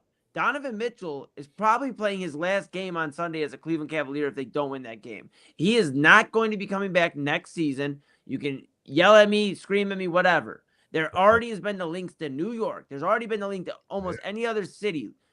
He is being framed and talked about as one of these stars and faces of the league. And let's be honest, the league's not necessarily looking for one of the stars and faces of their league to be in Cleveland. So with all that being considered, with him not getting out of the second round, if they fall on their face on Sunday, Donovan Mitchell, more than likely, is out of Cleveland. I'm not going to sit here and say 100% because there's always a possibility they rework it around him. But the most value you can get out of any of these guys is going to be Donovan Mitchell. And if you're looking to retool it, reshape it real quick, that would be the way to do it. Of course, that's not going to keep James Harden here so you can see what happens with him. But this, for a lack of better words, is going to be a mess. It is going to be an absolute mess. And I don't know where you go from here if you lose in Game 7. I really don't. The only acceptable teardown is if you end up trading enough people to bring Giannis in, right? Because if you start tearing it down, there's no way to trade for Giannis. That's not happening. LeBron's not coming back here. And if LeBron's not going to be the savior anyway, he's going to be a nice piece. He's in his 40s, man. Like he's not going to be, 2016 LeBron James in the finals scoring, 40, 50 points, whatever. That's not going to happen, right? He might have a game like that every once in a while, but you can't, expect LeBron to come back here. And I don't think anybody expects this to happen, but you can't expect LeBron to come back here and the Cavs to put everything on his shoulders and him to just drag him to the finals again. That's not going to happen. No, it's got to be the right kind of team, right? And if we're talking about getting rid of Donovan Mitchell and James Harden and, not having enough capital to trade for Giannis and why would he want to come here, whatever, then LeBron's not coming back here either. And you might as well just tear the whole thing down and start over and just rebuild. Nobody wants to hear that. Listen, we get enough rebuilds with the Browns, but retool, whatever you want to call it, the Cavs are going to be in the middle of it if they lose this Game 7. If they can't, and even it feels like even if they get to the Eastern Conference Finals and get swept or something by the Knicks, it feels like they're still in that same boat, right? Because they're still not competitive. They're not any closer to the finals really than they were. You get swept in the Eastern Conference Finals. Yeah, I guess by definition you're one step closer, but you go out there and lose 4 games in a row to the Knicks, then you're not really closer than you were in the second round. Yeah. So, it's a mess right now. It feels like a mess again. We felt so good after Game 5, even though they didn't play that well. And I cautioned you. I said on the show, listen, they didn't play that well. But they found a way to win, and that's good. But there are still underlying issues, and they still have those issues going into Game 7. And now the New York Knicks are just smiling as these two teams, the Cavaliers and Pistons, just continue to beat the heck out of each other. They are just smiling somewhere in New York City, waiting for whenever it is. But it will be, I believe, Tuesday. We'll wait for the official schedule to come out, and we'll have hopefully some post-game coverage for you coming up this upcoming week. We'll find out. Tonight might be one of the last times we're talking about Cavaliers post-game, which is sad to say, but Sunday night we'll have you covered. Main event, Robert Zicki, AA, and myself. We will be breaking down Game 7. Hopefully a win, but we'll be with you, win or lose, to talk about it. Of course, make sure you like, subscribe, follow at Inside Edge Net on all of the socials so you can stay locked in with everything we got going on, weekly and daily shows. Of course, you have Unfiltered 5 to 6 p.m. with Kyle Cornell. Great show today. Really, really good show, as always. But I enjoyed the conversation that Kyle had with everybody out there tuning in. So if you missed it, go back and check it out on all the socials. And then, of course, Inside Edge Primetime, Chad and I, we are with you 10 p.m. to 11 p.m. on weeknights, and then Midnight Run with Anthony Alford. He is on midnight to 1 a.m. weeknights. Of course, all of our great weekly coverage as well. You just saw Mike Check Day 2 with David Ruiz and Autumn Chisholm. They do a fantastic job. So we appreciate them warming up the arena for us and doing an absolute job. We'll try to do our best to keep up with what they just did. And Autumn had me on. She had me on Amazon looking for fake beards. I was like, "Can I do that? Is there? I couldn't find one." So fake beards. I love it. Of course, you got Real Talk with Papa Moon Saturdays 5 p.m. Voice of the Land and Commissioner's Couch. That's on Thursdays from 6 and 7 p.m. Very, very great programming. And of course, we mentioned Main Event everything in between. A lot of great programming. Make sure you stay with Inside Edge Net and check out the website, InsideEdgeNetwork.com. Chad, I found out some real cool stuff through Midnight Run and Side Hustle yesterday. Side Hustle. I don't know why I said it like with a little emphasis. Yeah, you put the wrong emphasis on the wrong syllable there. That's okay. But the Side Hustle Wrestling Podcast, the owner of Inside Edge Network, Peter Telep, he actually dropped a promo code. If you go ahead and use the promo code Insider on the InsideEdgeNetwork.com at the merch shop, then you can go ahead and get 20% off of your order right now. We're sweetening the pot to see if we can get 10 purchases. If you get 10 purchases between now and the end of May, I'll let Kyle Cornell from Unfiltered shave my head. We're probably just going to do like a fade or a buzz cut or something because I don't think I have those many hairstyles. And that's what we're going to do live on Unfiltered on June 1st. Number one all the way around. That's it. Absolutely. Man. If we get 10 purchases, that's what will happen. So let's see if we can make it happen. And look, I'm a good sport. Let's make it happen, man. I would love to see so many people in Inside Edge Network gear. It would just be amazing to see. So again, the website, InsideEdgeNetwork.com, promo code Insider for 20% off your order. Let's make it happen. All right, Chad, we're going to take a quick pause. When we come back, we are going to get more into these Cavaliers. Got a few more questions for you about them. Game 7 coming up Sunday. Talk about that and like what we kind of highlight a little bit, but what this team looks like if they lose this game. Yeah, because it could be real different come October again. So we'll take a look at that. We'll talk about the summer because Chad has been, as we all know, if you've been following all week long, talk about his grass. He got after it. He finally got after it. We're going to take a look at that. We're going to talk about some summer stuff. We're feeling the vibes here in Cleveland. It is summertime. If you look at the forecast, it is great. And as Cleveland's digital leader, we're going to talk about that. And of course, we got a lot more to talk about. We have a Friday free-for-all, a new segment here on Fridays. We'll talk about that. Chad and I got some things to get off our chest, and we're not holding back. So when we come back, we'll talk some more Cavaliers and so much more. This is Inside Edge Primetime here in the Inside Edge Network. That's Chad Bryan. I'm Eli Moon, and we're back right after this.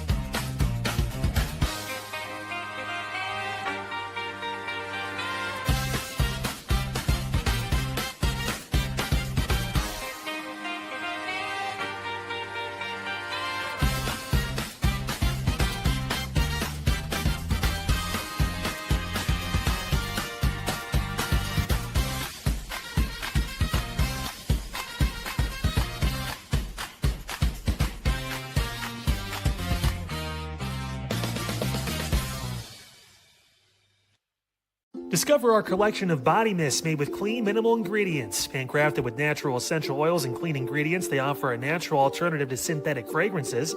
Perfect for sensitive skin and those seeking clean, mindful self-care, and the perfect gift for you or your special someone. Courtesy of Alley Rose Fragrances. First-time customers, use that promo code InsideEdge20 to receive 20% off your order. AlleyRoseFragrances.com, a proud sponsor of the Inside Edge Network, Cleveland's digital leader. Whether searching for a baseball autographed by your favorite World Series slugger, a signed football by an iconic Hall of Famer, or the jersey of a world-famous soccer star, you've come to the right place.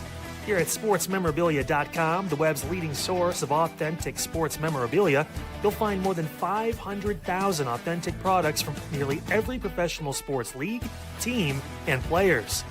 Not only will you find your next prized sports possession with ease thanks to superb customer service and tremendous site experience, you'll have the satisfaction and peace of mind that every product listed comes complete with a certificate of authenticity and is fully backed by the SportsMemorabilia.com lifetime authenticity guarantee.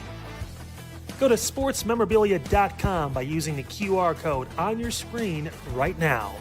SportsMemorabilia.com, a proud sponsor of the Inside Edge Podcast Network, Cleveland's digital leader.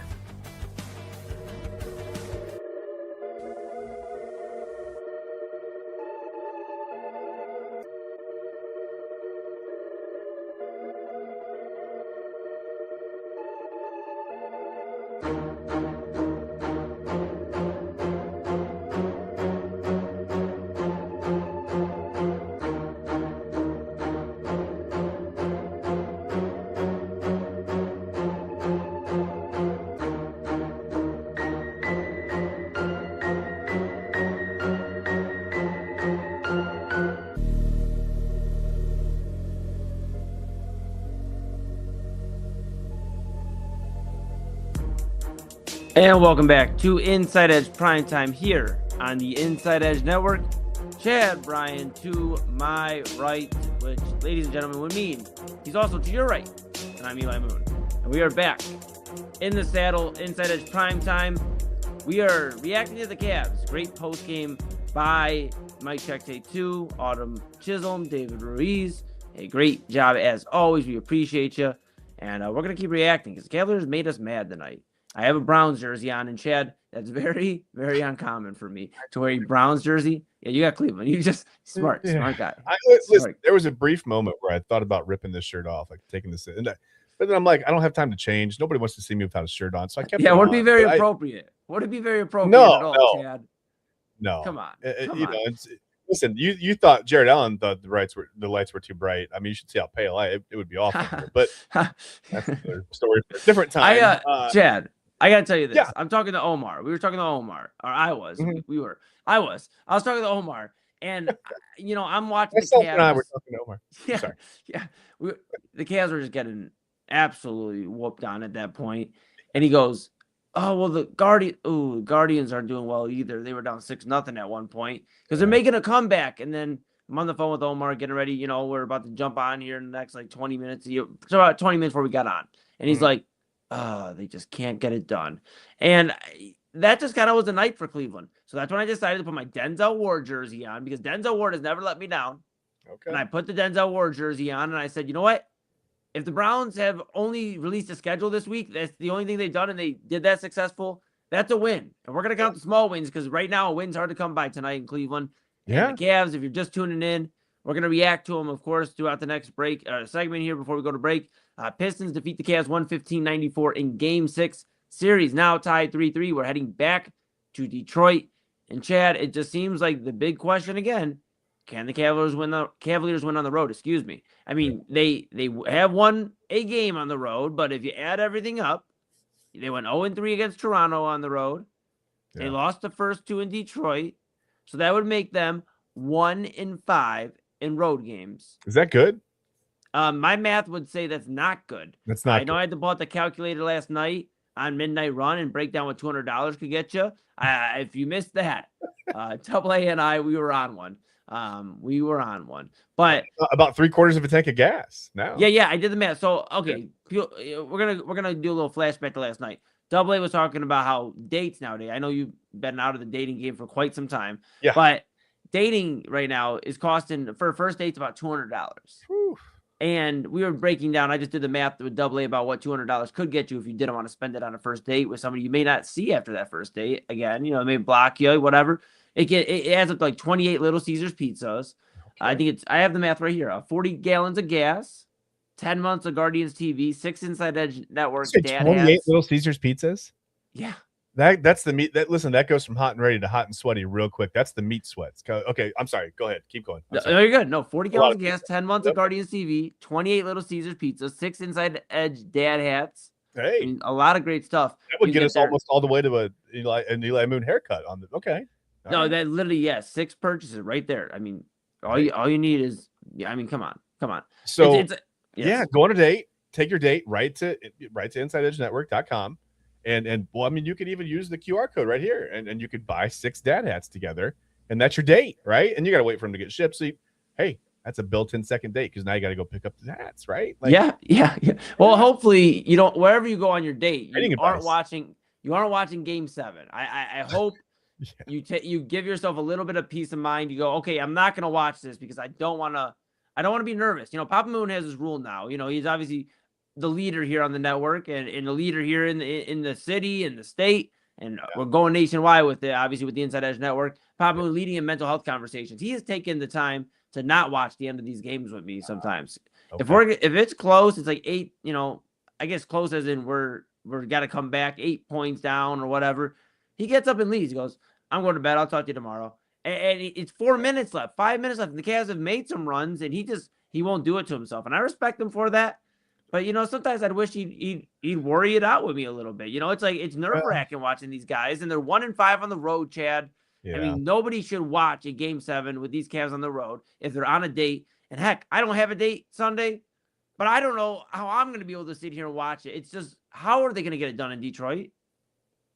I don't know. I mean, listen. It's the same thing we've been saying for every other game of the series. Man, I'm so tired. You have to play with some intensity on defense, right? You've got to move your feet.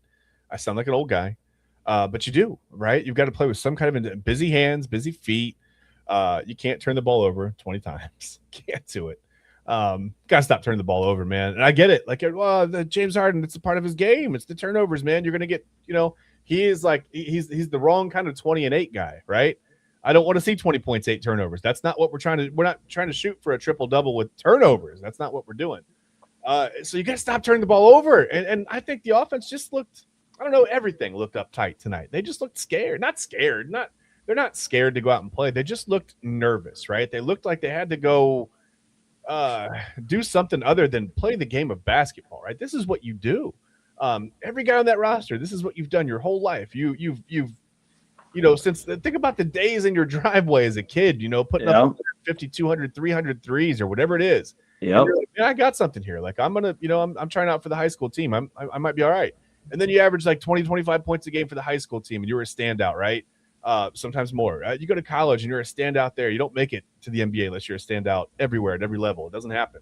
It's so exclusive, right? So, you know, this is what you've done your whole life. This is literally your thing. It's like, you know, when you watch American Idol, we've been talking about American Idol this week and the golden ticket. It's come up a lot.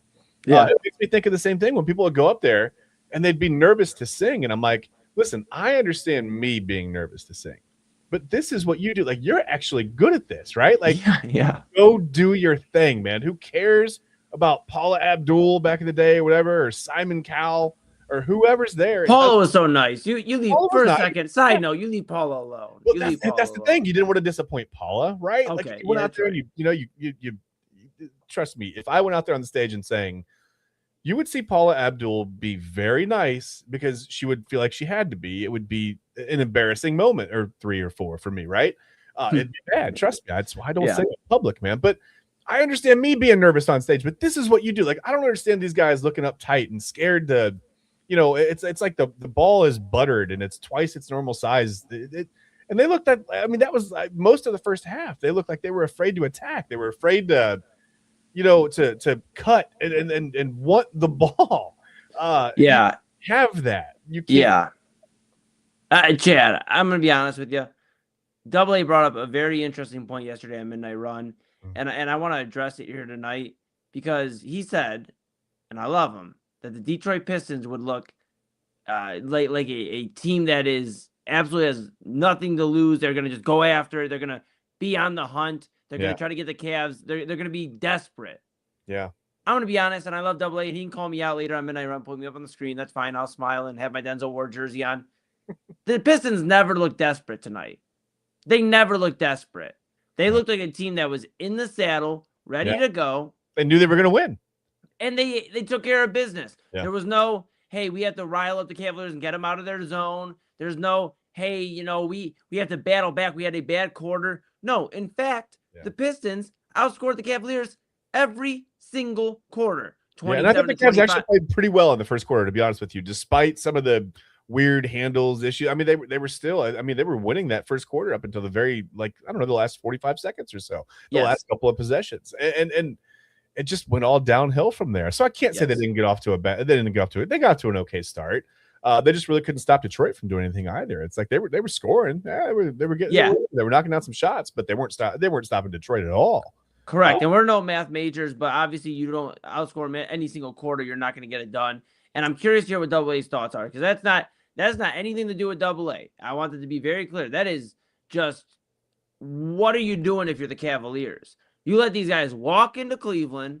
You let them absolutely embarrass you on your home court for the first time this season in the most important home game of the playoffs so far. You looked It like you makes- didn't care, and you didn't know where second gear was or how to get to it. I mean, that's it a just makes little no embarrassing. sense. Yeah. It makes no sense. So I'm curious to hear what Double A's thoughts are tonight.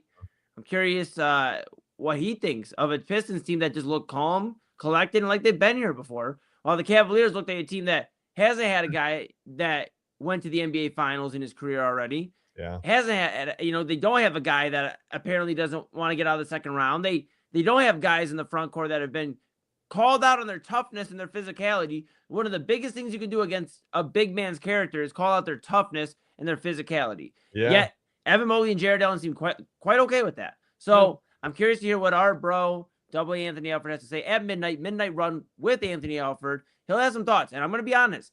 I'm a little nervous. I'm actually a lot nervous. Not for Game 7 at this moment. I'm nervous for what Double A's got to say, because he's probably going to be unhinged. He's probably going to be pissed, and it's going to be a lot of discussion about where this team goes from here. Because if you've heard anything from Double A the last week or so, there's been discussions about what this team looks like. And earlier this week, I said if they get to a New York Knicks series, they're still going to tear it down if they don't get it done. That is a go to the finals or tear it down. Your team will never look the same. And the Cavs are actually trying to shorten that discussion. They're trying to have it right now, this weekend. So I don't understand. I just don't understand how you can let the Pistons walk in here and just be so calm, collected, poised, whatever you want to use. They never looked out of character. They looked like a team that now has won their fourth game facing elimination, which is one of the highest performances for a number one seed. And you could say, well, why do they keep getting in these messes? Who gives a shit, for a lack of better words? If they keep getting out of it, Keep then getting who out of it. cares? Exactly. Yeah. Yeah. Who cares, man? They have done everything they need to do to put themselves in a position to win their second Game 7 and go on to the Eastern Conference Their Finals. problem to figure out going forward, not ours. Like our problem as Cavaliers fans is why our team shows no heart, no desire, no passion, nothing. I mean, just flat. And listen, I get some people, maybe they operate better at a steady pace or whatever. It's Kyle with the lower heart rate or whatever. I don't know. But me, I mean, I always played better when I got angry. And I'm looking at Double A. I'm thinking about what he's going to say. I'm thinking about last night. I just hope his neighbors are out, man. I don't want him to get a noise complaint tonight. Yeah. I'm I'm going to talk to him later on this week. I think he's on a little vacay, not from the Inside Edge Network. We got a little bit more vacation time in his schedule. I'm going to talk about maybe soundproofing his walls. Yeah. I got this extra carpet up on the soundproofing. walls. It'll be nice.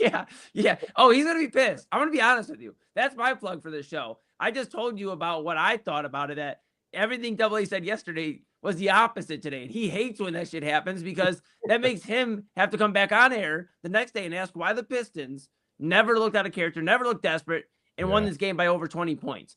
And I'm going to let you know right now, as the producer of Midnight Run, it's going to get unhinged. It's going to get crazy. We might have to put the technical difficulty screen up at one point. It's going to get unhinged, all right? So stay tuned, midnight. Of course, we're here with you till that time. Inside Edge Prime Time. Chad and I. Chad, let's lighten the mood here for a minute, okay? Let's chill for a second. I have very exciting news here on the Inside Edge Network, not Cavs related because they didn't give us anything exciting to talk about tonight, unfortunately. But we've been talking about your grass all week. We've been talking about your grass all week. Okay. Yeah, okay. I don't know why, but we have. Yeah, we have. That's true. Okay. And I didn't get a chance. We obviously had a very, and no excuse. I'm not going to make an excuse. I didn't get a chance to load in the short hair picture of me tonight. So stay tuned Monday. Where is second gear with you, Eli? Do you know, like, why can't you don't you do that to me? Short hair picture. Don't you do that to me? Come on, man. So I'll load that. I'll have that in Monday. We'll talk about that Monday. We'll do that in the third segment Monday. So that'll be the final segment Monday. We'll get a look of what I would like Kyle to design my hair to be once we get 10 purchases. We'll see how close he gets.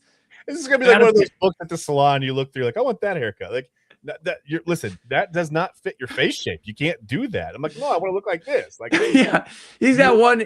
Do that. He's got one hairstyle he does. It's called fade. Oh no. Oh no. Dude, I remember going into the barbershop when I was younger. Or like not the barbershop, like the hair salon. Like my mom took me there. And it was like you like like one of those books. You open up and you're like, dang, they got so many cool hairstyles. And you get to the barber, and all due respect to all the barbers and the hairstylists, you're not getting anything close to what GQ magazine's got in there. Okay. I think I walked in there once and I was like, I want this vanilla ice. And they were like, nope. No, don't, nope. And I was like, they saved you on that one. The lines, and I wanted to stand up, and they were like, nope. They saved you on that one, pal. Yeah, they did. I think I ended up with a mullet or something, but whatever, it's fine. It wasn't the vanilla ice. That's probably good. Look, so let's just get to it before we get the break here, pal. We got a few minutes where we're up against it, but I gotta take a look. Do you have the grass? Can we take a look at how this grass looks? Yeah, let's take a look at how my yard looks with short hair. Look, this is proof. That's a small section of my yard. You see the lines. You also see the brush line over there, and it's starting to look. Okay, let me ask you this. I pointed the camera down when I took the picture. Got a few questions. Sorry to interrupt. I just got a few questions. I got answers.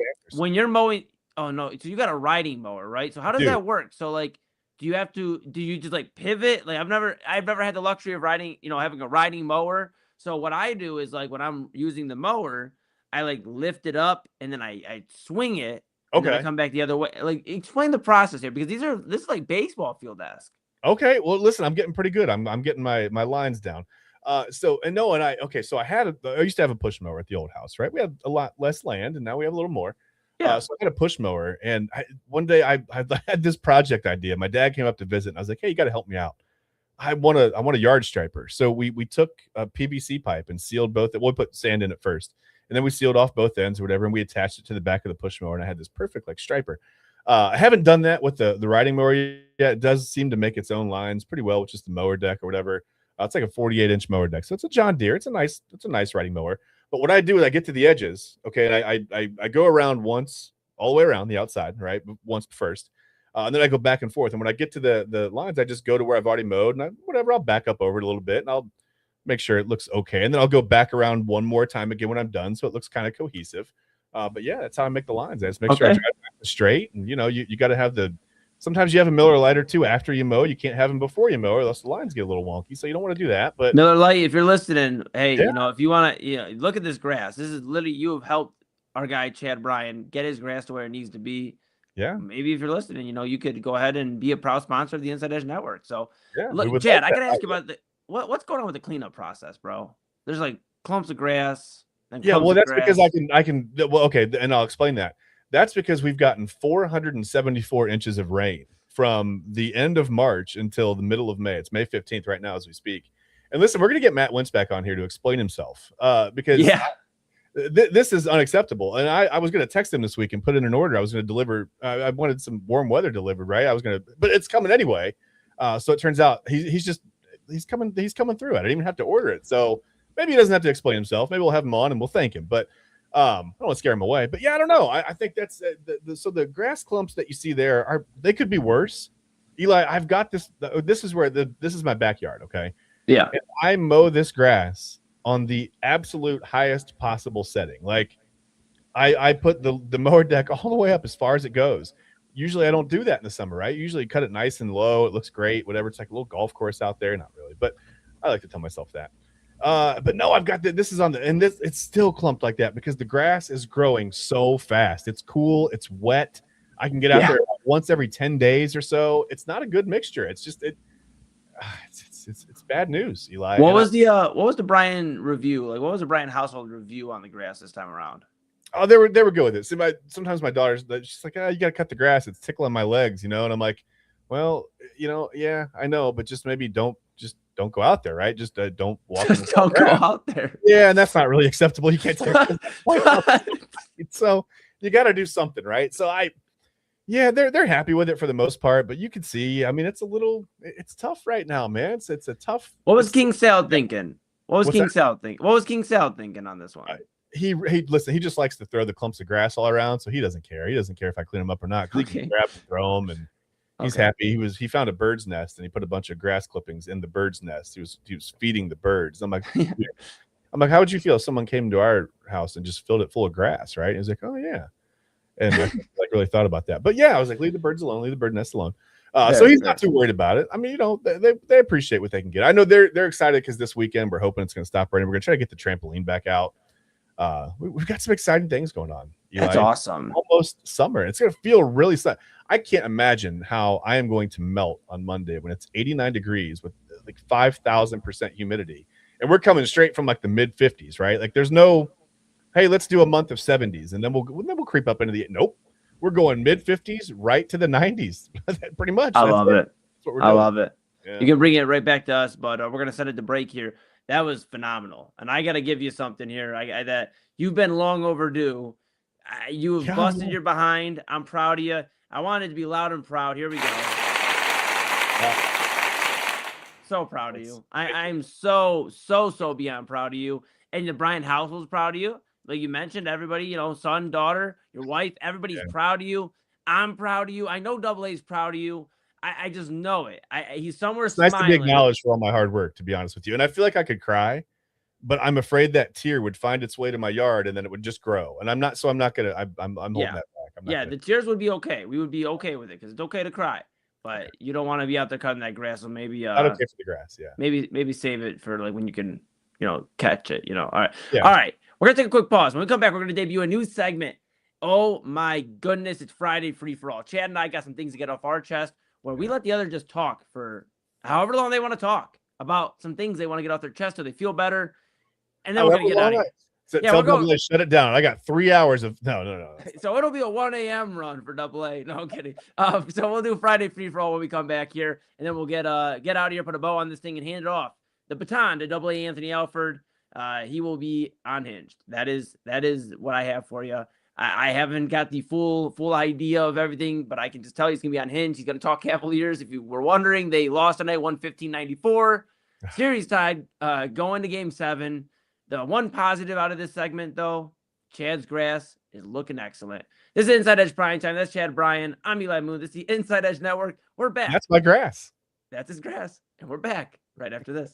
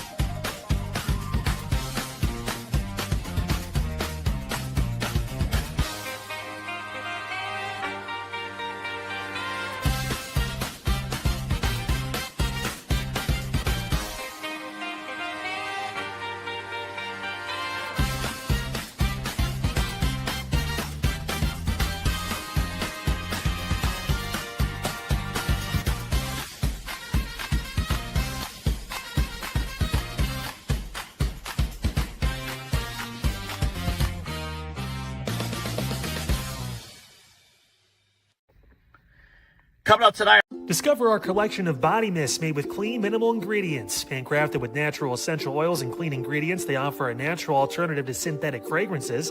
Perfect for sensitive skin and those seeking clean, mindful self-care, and the perfect gift for you or your special someone. Courtesy of Alley Rose Fragrances. First-time customers, use that promo code InsideEdge20 to receive 20% off your order.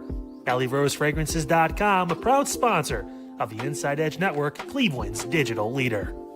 Clean energy, bold flavors, and no jitters. See why people won't shut up about Dubby. Clean energy, no jitters or crash. Whether you're starting your workday or getting ready to exercise, Dubby Energy helps you lock in and focus. With over 15 flavors to choose from, you can't miss. Order Dubby Energy right now by using the QR code on your screen and use the promo code InsideEdge10 to receive 10% off your order. Dubby Energy, your energy-focused sponsor of the Inside Edge Network, Cleveland's digital leader. Find us on InsideEdgeNetwork.com for the latest information on your favorite shows, personalities, and network partners. Plus, guess what? We have a merch shop. That's right, we have network polos, t-shirts, champion jackets, hats, and bottles. Rep the network. Every purchase supports independent sports and entertainment media. Use the QR code on your screen right now to check out InsideEdgeNetwork.com. That's InsideEdgeNetwork.com. Mosser Moments Photography is a husband and wife wedding photography team based in Cleveland, owned and operated by Inside Edge Network's very own Ryan Mosser and his wife Hallie. For the past 10 years, they've captured more than 100 weddings across Northeast Ohio and beyond, always working together as a true two-person team. Their style centers on authentic, emotional storytelling, documenting the real moments between two people in love and creating images that feel natural, comfortable, and true to the couple. Rooted in Northern Ohio but inspired by their travels, Ryan and Hallie bring a warm, personal approach to every wedding day. Their work blends experience, consistency, and a genuine passion for helping couples relive their best day through timeless photography. Learn more at MosserMomentsPhotography.com by using the QR code on your screen right now. MosserMomentsPhotography.com, a proud sponsor of the Inside Edge Network, Cleveland's digital leader.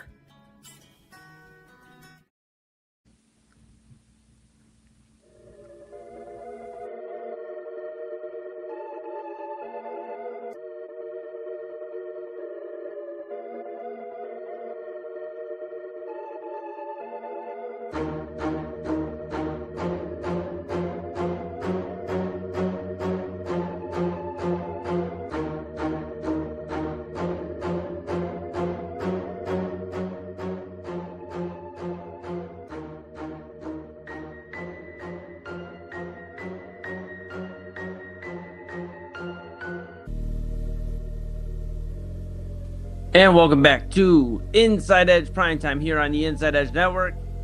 Chad Bryant to my right, your right. I'm Eli Moon. We are back in the saddle for just a few more moments with you before midnight run with Anthony Alford. Gonna be unhinged, gonna be everything you expect and more on a Friday night at midnight here on the Inside Edge Network. Gonna be exciting. I'll be behind the scenes. I'll probably get called on the screen a few times. We will see what he has planned. I'm very excited to hear what he has to say about the Cavaliers. Not excited because of the result, just excited to hear. Just excited to hear I'm excited to be here. Just appreciate the fact that I can hear. Yeah, dude, it's gotta be unhinged. It's gotta be unhinged. I just, all right, Chad. Well, let's get a little unhinged ourselves here. We're gonna debut a new segment before we get out of here called Friday Free for All. We'll have graphics soon. Don't worry. This is the trial run, because if you guys don't like it, then we will never bring it back. We haven't like it the car yet. We don't even know how it handles. We're at the dealership. We're like, that looks nice. We'll take that. Absolutely. And if you like it, then we will keep it, and we'll get graphics, and maybe we'll get some cool sound for it too. All right. Chad, I'm gonna start off if that's cool with you. Do it. We're gonna go ahead and do our Friday Free for All. So I've been thinking about it. You presented this to me. You said, okay, why don't we do a Friday Free for All? I said, what? You said a Friday Free for All. I said, and you said I said, okay. It's not annoying because I was like, this is you could just read the words, Eli. It's in a text. Yeah, it was weird. I thought about what I want to talk about, the debut, this segment, and I'm going to talk about the UFC tonight.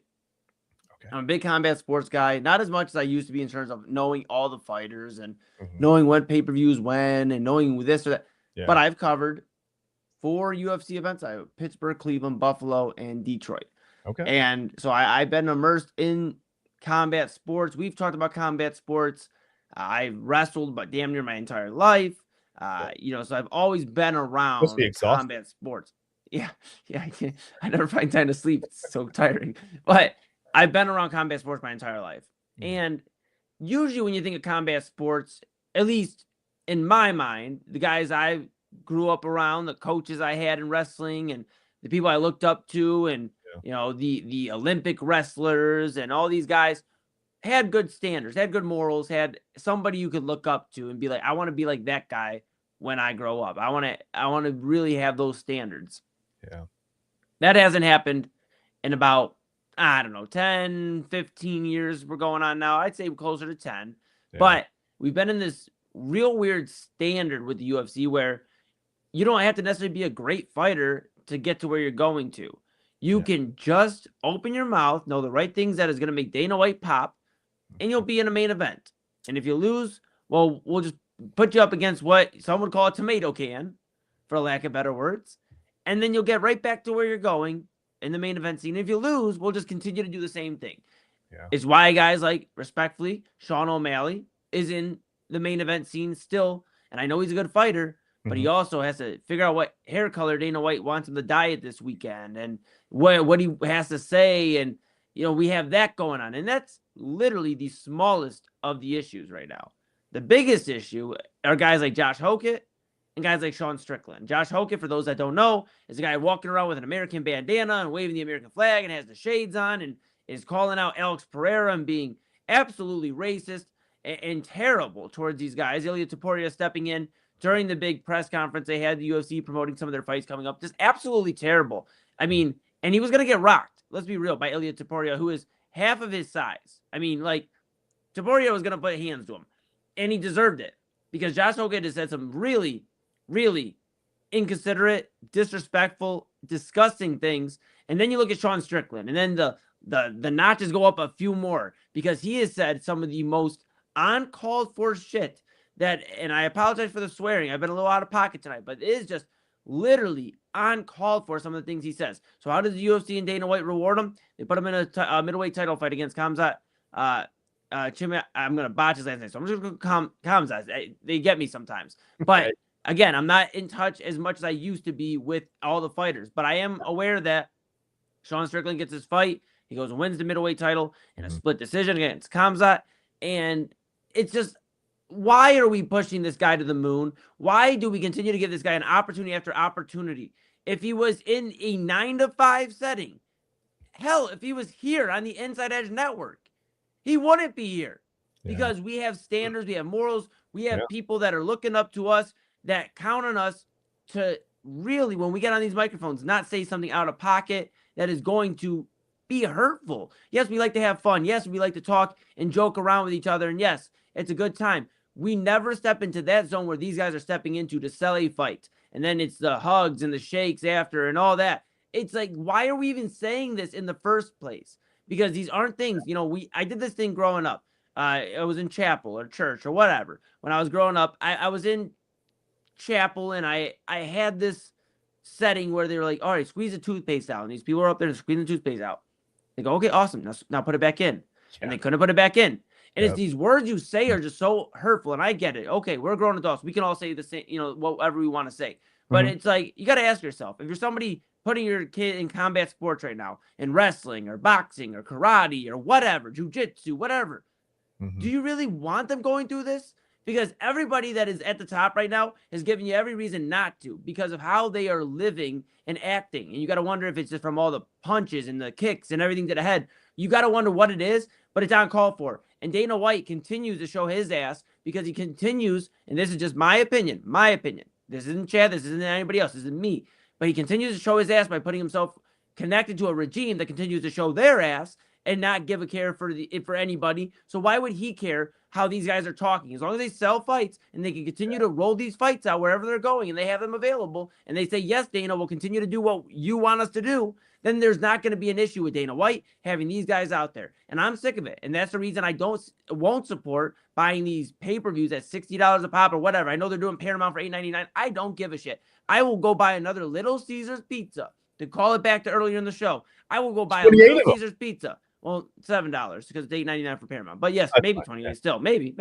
But I will go buy a Little Caesars pizza and sit here in silence before I go support guys that continue to be assholes. Yeah. So that's where I'm at with that. We're running a little bit on time, Chad. You go ahead and get your Friday free-for-all, and then we're going to bring Double A Anthony Alford in for Midnight Run.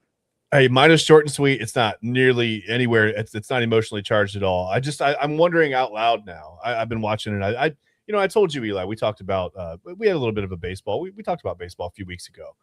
Well, really back before the season even started, we had a little bit of a baseball preview. And I told you, I said, I don't remember which show it was on or which episode. I'm on here a lot. But I said, hey, watch for Cal Raleigh. He's going to regress, right? There's a thing in baseball where you regress to the mean. And it's when somebody comes, out of nowhere and has a huge year, right? You don't normally expect them to, unless they've just turned the corner and figured something out. Or started taking some kind of performance-enhancing drug or whatever, they don't normally keep that going. And I said, watch out for Cal Raleigh. I think he's going to regress to the mean in a kind of a big way. Right now, he's on the IL. He's got an oblique injury, so it's not. I'm not trying to. I'm not throwing shade at the injury. That is what it is. Yeah. But before the injury, even 161, 7 home runs, 18 RBIs, and I've been trying to watch as much as of him taking swings as I can. Trying to watch at bats and things that I can get my hands on or whatever. And I would love to show you video on here, but Major League Baseball doesn't like that. So we can't do that. But I can tell you there is a distinct difference in the way that Cal Raleigh is seeing fastballs, really, from last year to this year. Last year, he ate fastballs up. This year, he's getting thrown 28% more fastballs from the right side, 32% more from the left side. And he can't do a single thing about it, Eli. And I don't know. He's got a big, long swing. I lost Chad for a moment. Oh, am I still here? We got you. We got you back, pal. Okay. I just said this is what teams did to Jason Hayward when he came up with the Braves. He had a big, long swing, right? So what do? You pitch him inside. And he never made the adjustment, right? Jason Hayward was an excellent defensive player, a lot of speed, a lot of talent. But he never really came through on that potential that he showed early on in his career at the plate, right? And this is what I worry about for Cal Raleigh. Yeah, 60 home runs was great. I mean, he set tons of records, right? Most home runs ever hit by a catcher. Most home runs ever hit by a switch hitter. Mickey Mantle broke Mickey Mantle's record of 55 home runs for a switch. That's amazing. Great season, but it could be more of a one-off. I don't think that's who Cal Raleigh is. The big dumper, for some reason, this year on fastballs, taking a big dump. Not good, Chad. Not so good that Cal Raleigh heard me and muted my mic. Oh, my golly. Oh, I wondered what was going on. I thought I'm on my own. Cal Raleigh muted my mic. Yeah, I can't believe him. Yeah. Big dumper. It's not us. We're just speaking facts here. That's what we do here, okay? Look. Yeah. Look. Sorry, man. Look, man. Sorry, bud. All right, look, we got to get out of here. You know what happens? It's past midnight. The Keurig is literally screaming at us. We're going to see if we can bring him up. We call Double A. We call Double A the Keurig, by the way. We call him the Keurig. I love it. I think he's going to – oh, no. I hear it. Okay, we got to get out of here, Chad. This has been Inside Edge Primetime here on the Inside Edge Network. Make sure, of course, you like, subscribe, follow, all that great stuff. Inside Edge Net.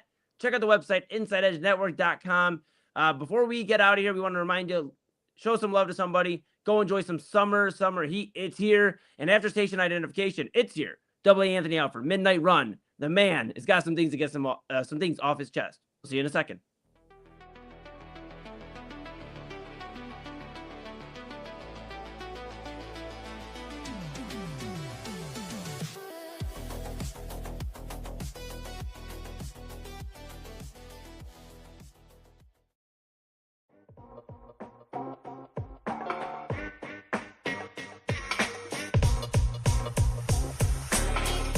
This is Midnight Run on the Inside Edge Network. Here's your host, Anthony Alford.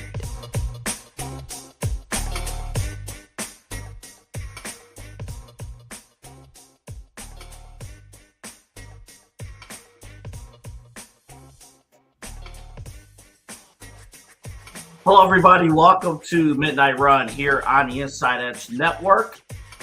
On this May 16th, it's 12:06. Welcome on in. My producers, the Golden Child, Eli Moon, the Assistant Program Director of the Inside Edge Network. I'm the PD of the Inside Edge Network, and that title, I take great pride in that title because the talent in me is ready to just burst out. Ladies and gentlemen, I know this show and this time slot, and after what happened today, 115-94, Detroit just pulled their pants down and bent over the Cavaliers tonight. I know that I should be yelling and screaming and balls to the wall, all of that. Here's the problem, ladies and gentlemen. I did a lot of that between 7 o'clock and 9:30. And now I have the biggest headache ever right now. The neighbors won't have to worry about me today because I think I've let it all out of my system. And this might be worse because this is going to be a methodical beatdown of everything that happened tonight. I mean, there's not a single thing that happened tonight that did not contribute to this headache. I'm talking Donovan Mitchell, which we're going to get to extensively here shortly. I'm talking Mobley. I'm talking James Harden. I'm talking the officiating, Kenny Atkinson's rotations, the announcers. Boy, oh my Lord. My Lord. I don't think I do that great of a job on the CVC TV games, but man, at least I watch the games. Boy, for Detroit, they need to keep their foot on the gas and they might win. Oh, no. Duh. It's only game 6 of the freaking playoffs.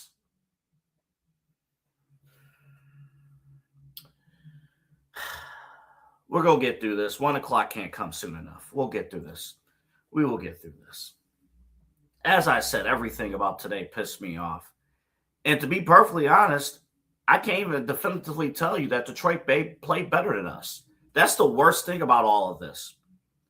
I will address, actually right now, what Eli said in reaction to the show yesterday. I thought, logically speaking, Cavaliers finally won on the road. Detroit gave up that lead at the end of the game in game 5. The Pistons, a young team, would come in and, nerves would take over. And it would have happened if the Cavaliers would have got off to a strong start and would have kept it going. None of that happened. He's right. Eli's right. None of that happened. Pistons came in, took your lunch money, ate your sandwiches, and stole your girl in front of you and made out with her in front of you. And you clapped with your hands. Had to make that clear. That's what happened tonight. That's what happened. Donovan Mitchell, right now, no disrespect. You're a fine player. You're a phenomenal person. You're a great ambassador to this league. You're a great representative of the city, and I know athletes should not be labeled as role models, but you're as close to that as anybody. So I say this with all due respect. You suck. You suck. I mean, let me pull it up because I want to make sure I'm accurate in the numbers that I'm going to present to you guys because it happened. Donovan Mitchell today, I'll just say this. Donovan Mitchell and Evan Mobley had 36 points tonight combined. The Pistons bench had 45.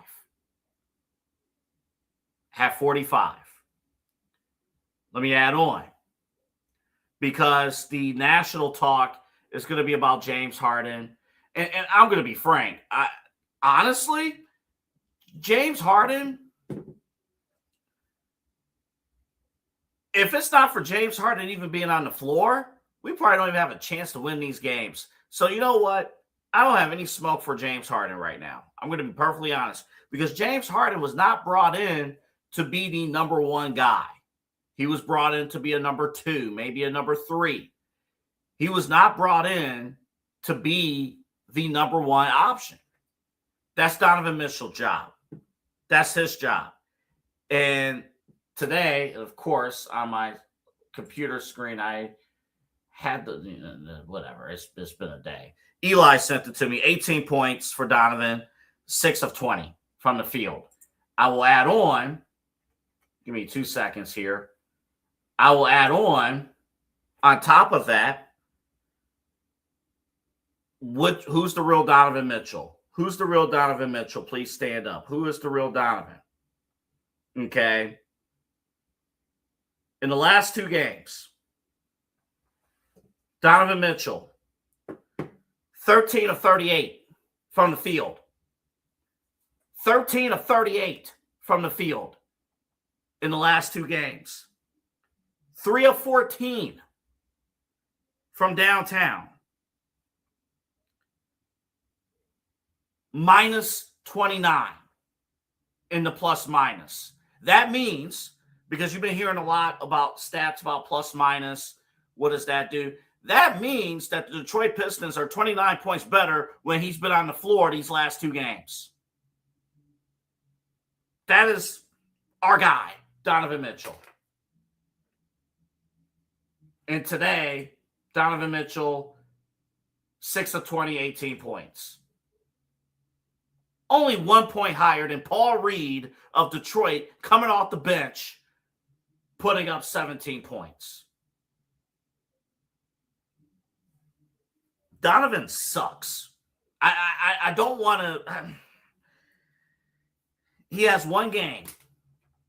Let me tell you the importance of Game 7. Let me tell you what the Cavaliers have done.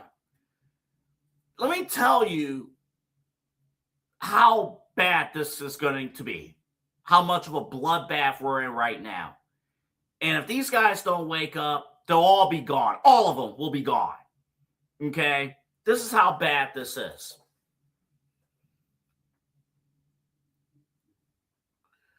You lose here in Game 6. You go to Game 7. You lose in Game 7. For the 3rd year in a row, you're bounced in round 2. And for the 4th year in a row, you fall well short of playoff expectations. So, and you do it in a year where you don't have to face Boston. You do it in a year where, since you didn't make it to the conference finals, you didn't face New York, and you do it in a year where where you're not facing Tyrese Halliburton. Like, this is honestly the weakest the Eastern Conference will be for the next several years. And you have the most expensive roster in the NBA. So you got to start chopping. James Harden, Donovan Mitchell, you're having a real conversation about his role. You're having a real conversation. And I would like to think, okay, maybe Donovan Mitchell could accept being a number 2 or number 3, if Giannis comes to town or LeBron comes to town. But let's be real. At one location, probably not the case. And then you're looking at your front court. You got to make a decision between Evan Mobley and Jared Allen. You're going to have to make a choice. You're going to have to make a call on what you can do with those guys. And then the more uncomfortable conversation, Kenny Atkinson. You brought in Kenny Atkinson to get past the second round, but you're going to lose to the head coach that you let go in his city. See why I have a headache? You see why? Here's the truth, though, too. Here's the truth. And next segment, we'll play some sound for you next segment. Here's the truth. And real quick, San Antonio officially got the W over Minnesota. They closed the series, which means we will be on the air for main event at 10:30 on Sunday night. Myself, Eli Moon, Rob Rosicki, following Game 7 of Cavs Pistons. The fact that we got to be on that late already irritates me. And on a Sunday night during my vacation, we got to be on that late. And we got to be on that late for another Game 7 for a reason where we should not be competing in a Game 7 in the first place. But we'll be here 10:30 to 8 in the morning. We'll have main event.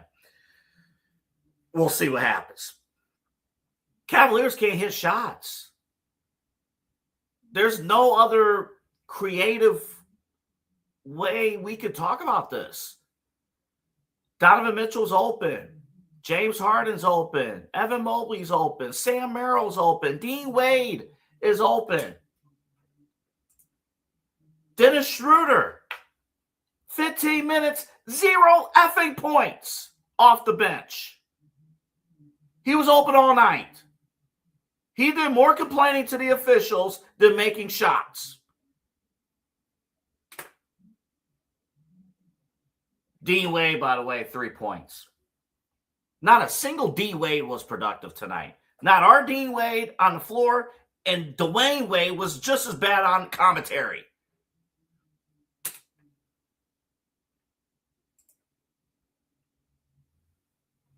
Unreal. Pistons didn't have that great of a shooting night, but 52% from the field. We only shot 39% from the field. Only 39%. We shot 34% from three. Offensive rebounds, for once, we actually had more offensive rebounds than Detroit. We had 16. They only had 13. But Detroit had 48 points in the paint. And we couldn't do anything to convert those offensive rebounds really into points. Detroit had a 21-4 run at the end of the first quarter. Going into the second quarter, Cleveland closed the gap, got it to a 54-51 halftime split with Detroit leading. And then the game coming out of the second half, or coming into the third quarter, rather, Detroit went on a 14-4 run. And we had no answers. There was a point in the fourth quarter where finally we were making some shots, but then we were just trading baskets. We couldn't lock anybody down defensively. We gave up too many coast-to-coast situations. James Harden in the fourth quarter from downtown was flopping. And then he flopped and missed the three-pointer. And then by sheer magic, I think it was Dean Wade, slipped at that same spot, and Detroit went all the way down the floor and scored. The magic of what we're doing.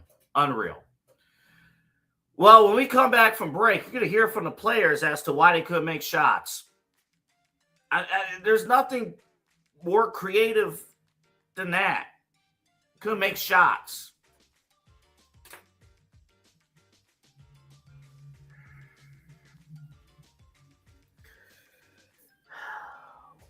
We'll be right back.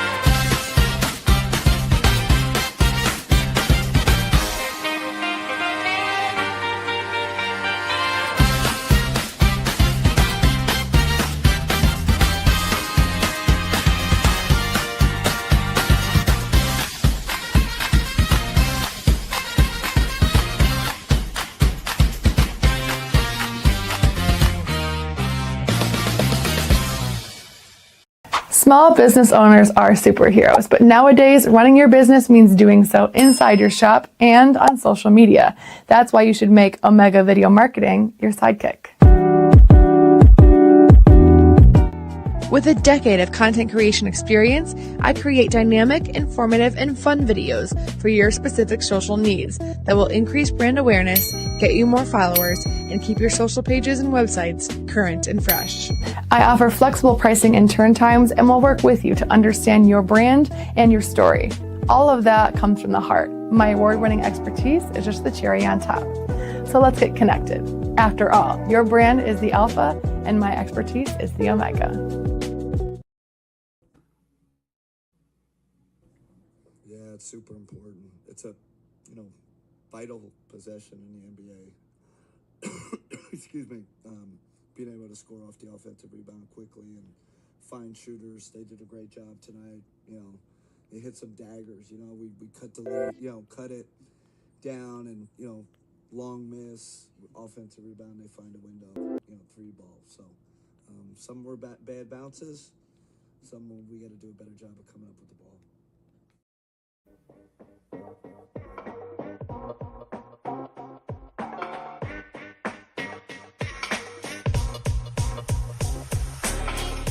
This is Midnight Run on the Inside Edge Network.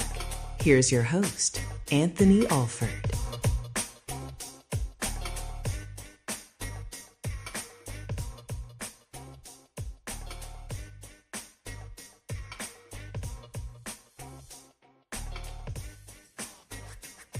Welcome back to the show. Cavaliers got their behinds beat tonight. That's the final score. I'm not even going to give you the number, but they got their behinds beat. Make sure you like, subscribe, follow at Inside Edge Net. That was courtesy of NBA Media. Also, RealCavsFans.com. That Twitter account, they've been doing an awesome job cutting up pressers and things like that. Seriously, thank you for that. All of that. And RealCavsFans.com actually tweeted this about Donovan Mitchell. In the 2 lowest point total games this postseason by Donovan Mitchell. So 2 games where Donovan Mitchell had his lowest point totals in the playoffs. 15 points and 18 points. Cavaliers lost both games by 20-plus points. So ineffective. And that's the, I know the national media is going to get all, they're going to talk about James Harden. And James Harden is going to be worth a national conversation. It's like, oh, James Harden has to do this. He has to do that. I think Kenny Jess Smith on First Take earlier pretty much said it right. Like, James Harden is going to the Hall of Fame. It's just the script about James Harden is a bit different depending on how things turn out here in Cleveland. But his run here in Cleveland is really just a footnote in the 17-year career of James Harden. Unless James Harden can lead the Cavs to the NBA Finals and NBA Championship, I don't think people's opinion about James Harden is going to change, but he has the resume. Donovan is different. Donovan is way different because Donovan is still young. I mean, I know he's been around for a long time, but he's still young. He's still, 29 years old, I believe. He couldn't get out of this point with Utah. He had issues with Rudy Gobert. And now we're 4 years in. And if he's only putting up 18 points tonight, only going 6 for 20 in a closeout game. I mean, where's the sense of urgency? I mean, what? You know what? Why am I even asking? I guess that's where I'm at. Why am I even asking? Oh, we want the Cavaliers to be more mentally tough, be more aware. Why? Why am I even wasting my time? This is who they are. They're going to show up on Sunday and the only, out of all the starters out of all the starters, Evan Mobley, I'm not going to throw shade at Evan Mobley completely. Evan Mobley has elevated himself since that pitiful Game 2 performance. He has. So I want to give credit there. Honestly, I can't believe I'm saying this, but if Jared Allen repeats his performance in Game 7 like he did the last Game 7, I think that's the only way we're going to the conference finals. Honestly, it's Jared Allen or bust. I can't believe I'm saying it. It's Jared Allen or bust. Because everybody else, again, maybe for the lone exception of Evan Mobley, everybody else, this is who they are. I can't tell these guys to get more mentally tough. I can't tell these guys to go after loose balls. I can't tell these guys to make shots. They're left wide open. Can't make them. Floaters. Can't make them. Putbacks. Can't make them. Open three-pointers. Can't make them. But Paul Reed, who was an intern, can come off the bench and hit shots and put up 17 points. What are we doing? What are we doing? Matter of fact, let's hear from James Harden.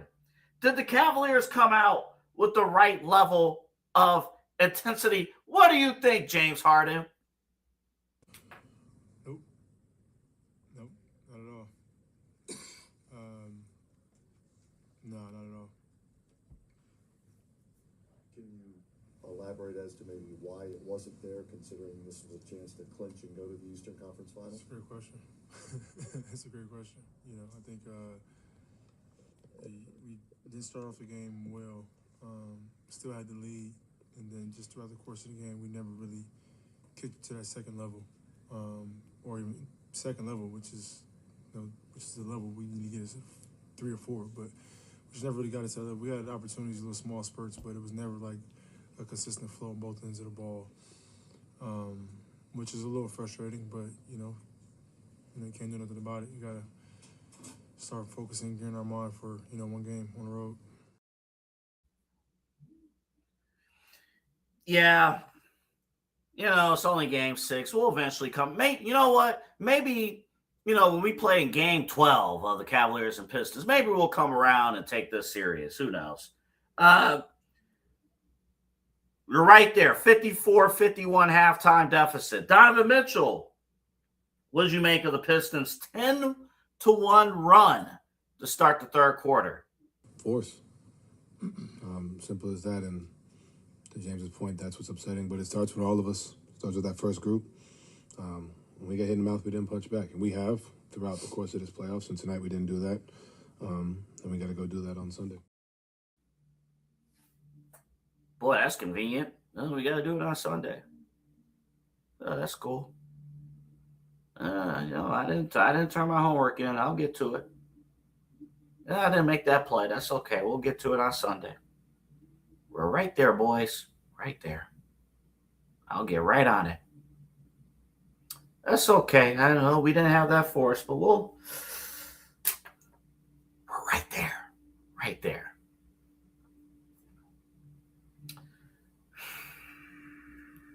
It's disappointing. The reason, and people are like, well, how come that, honestly, and this is where now I'm going to need Eli on the screen here, because honestly, this is why the reaction I got on Facebook from the last game pissed me off. Yeah. Because everything I mentioned in that game happened tonight. And when I say, oh, how come you said that they won the game? They didn't win the championship. You still got to play more games. Just because you played well, and let's put the last game into perspective. Yeah. Eli, you want me to be real? Yeah. Let's be real unhinged. You were getting your ass kicked until the final 2 minutes and 43 seconds of Game 5. You could have been going home tonight. Yeah. No, Double, you're spot on. It's frustrating, right? Because we know what this Cavs team, or at least we keep telling ourselves that we know what this Cavs team is capable of. But here's the reality. This is probably what they're capable of, AA. I mean, I hate saying it like that, but I obviously, after the 2 games in Detroit, said this series is over. Cavs season's over. And they almost made me look foolish. They won 3 in a row. They're all the momentum going into tonight, and this is what you get. This is what you get out of Donovan Mitchell. This is what you get out of James Harden. And I get Harden had 23. I get it. 6 of 13 from the floor. And there's Omar chiming in. Obviously, we appreciate you tuning in, our bro. But yes, embarrassing. You look at this. Why can't we get another 5 to 7 points out of James Harden? Isn't that why we brought him in and traded Darius Garland, one of the younger guys on this team, for him? Why can't Donovan Mitchell, and that's a bigger question, why can't he understand the moment? Well, it's because, AA, you already went over it on the show last week. He doesn't feel pressure. There is no pressure. Yeah. If he loses, he does not have any pressure. AA, he is going to get to go on his beach, wherever he's at, with Coco Jones, and they're going to enjoy their offseason, AA, and you're going to continue to get gray hair, and I'm sorry to call you out, but stressing over Donovan Mitchell is going to make you more gray hair, buddy. I mean, this is just who he is. He's spot on in the first segment.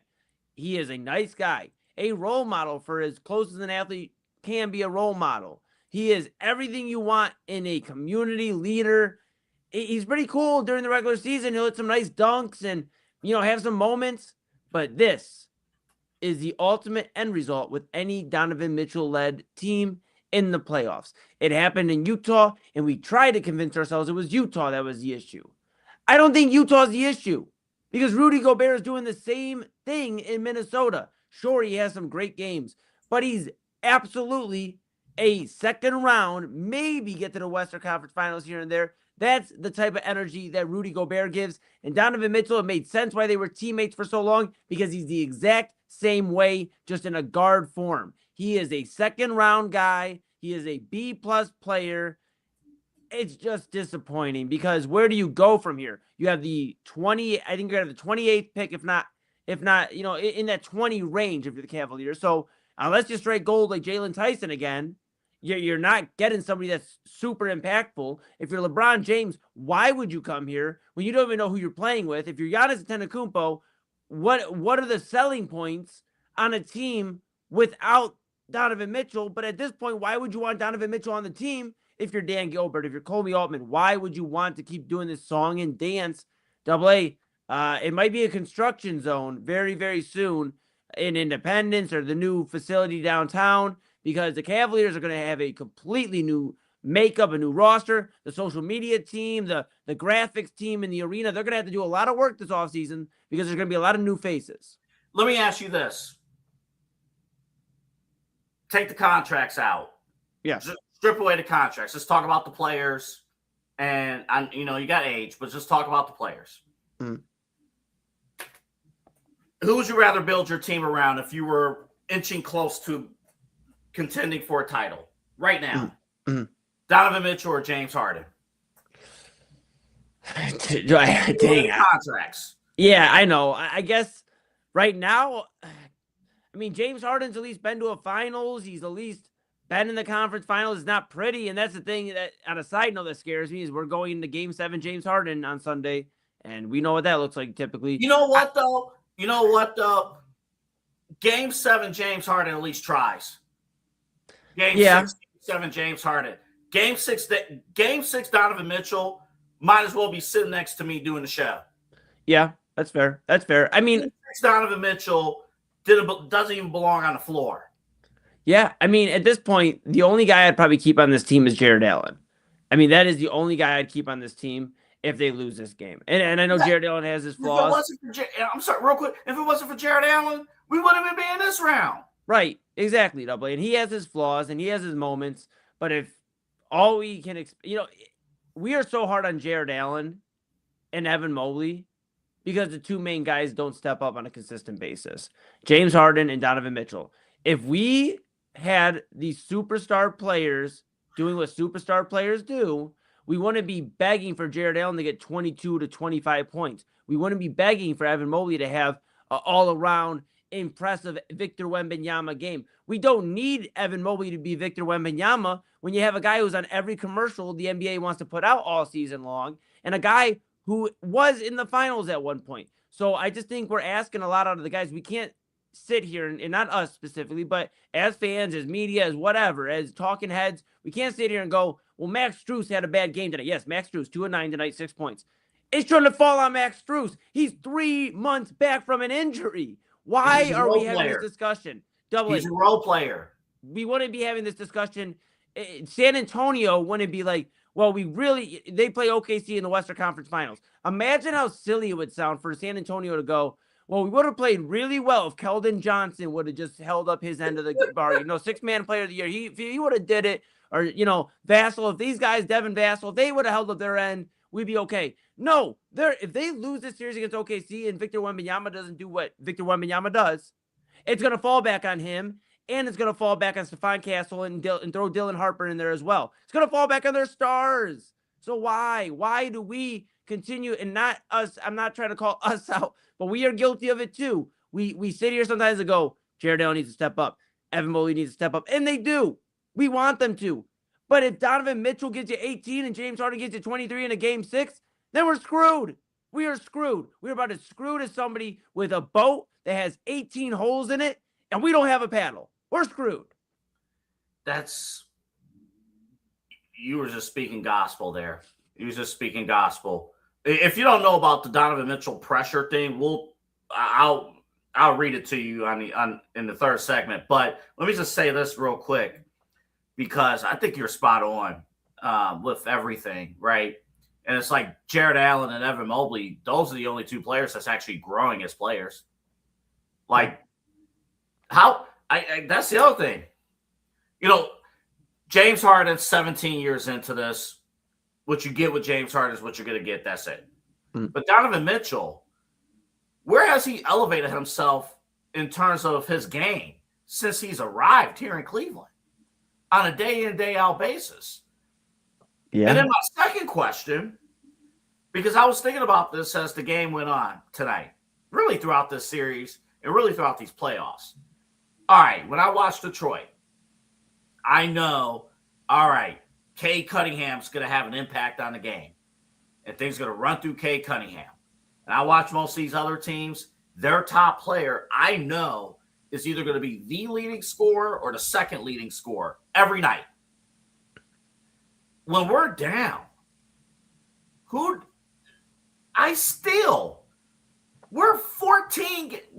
about to play our 14th playoff game. I still don't know, when times are tough, who do we hand the ball off to try to get us back in? I can't give you a single answer, and we are about to play our 14th playoff game. Yeah, Double A.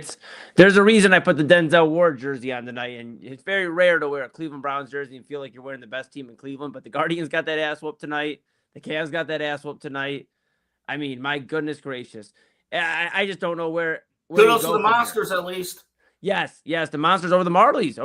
Yes. Kudos to the Monsters. Yes, love it. I love it. And that's the one bright spot in the Browns. They released a cool schedule release. So you know what? We have a few positives going into the weekend. It's gonna be sunny on this weekend. That's the positives. But by the way, was Chad correct about Monday's forecast? Oh yeah, it's like 87 to 89 degrees. I think I'll check during the break and give you an update. But yeah, I think it's like 84 to 80. Yeah, it's gonna be hot, Double A. It's gonna be your favorite season.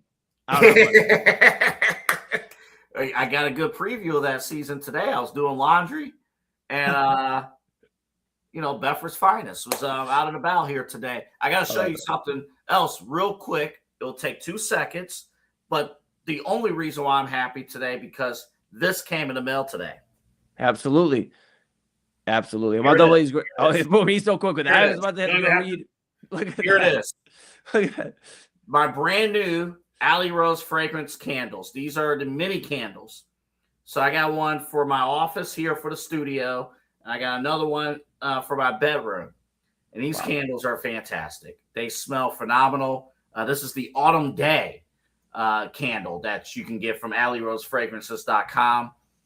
And they smell fantastic. And you see how wide it is, and you see the tip there. So it's not just sucking in the middle of the candle and it's gone in 2 days. Like, this is going to last. This is going to last, and it smells phenomenal. This is great stuff. If you're a first-time customer, use that promo code. You see it there, Inside Edge 20, when you go to AlleyRoseFragrances.com. Not only do they have candles, but they also have body mist as well. So you got a significant other, you got that special someone, you got birthdays coming up, get them the body mist. But every person should get one of these candles from AlleyRoseFragrances.com. We'll take a quick break. Donovan Mitchell on pressure. I think that's a key point that Eli brought up. I want to bring that back in just a little bit. And then we'll quickly do Unpack Fridays in there too. Game 7. It's going to happen. We'll take a break. Make sure you get these candles. They're fantastic. Back after this.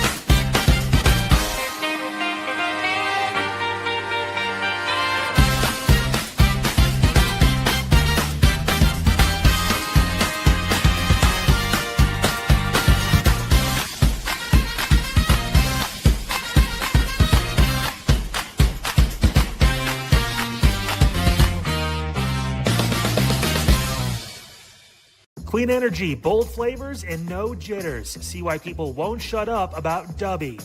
Clean energy, no jitters or crash. Whether you're starting your workday or getting ready to exercise, Dubby Energy helps you lock in and focus. With over 15 flavors to choose from, you can't miss. Order Dubby Energy right now by using the QR code on your screen and use the promo code InsideEdge10 to receive 10% off your order. Dubby Energy, your energy-focused sponsor of the Inside Edge Network, Cleveland's digital leader. Mosser Moments Photography is a husband and wife wedding photography team based in Cleveland, owned and operated by Inside Edge Network's very own Ryan Mosser and his wife, Hallie.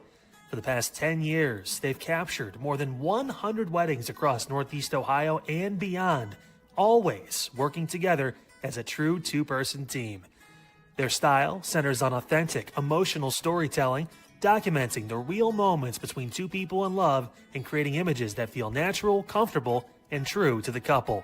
Rooted in Northern Ohio but inspired by their travels, Ryan and Hallie bring a warm, personal approach to every wedding day. Their work blends experience, consistency, and a genuine passion for helping couples relive their best day through timeless photography. Learn more at monstermomentsphotography.com by using the QR code on your screen right now. monstermomentsphotography.com, a proud sponsor of the Inside Edge Network, Cleveland's digital leader. Whether searching for a baseball autographed by your favorite World Series slugger, a signed football by an iconic Hall of Famer, or the jersey of a world-famous soccer star, you've come to the right place.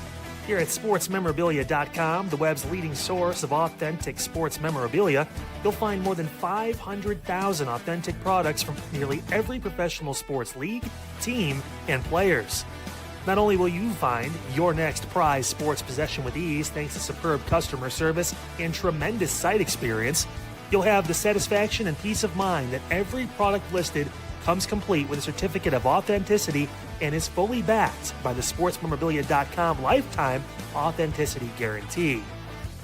Go to sportsmemorabilia.com by using the QR code on your screen right now.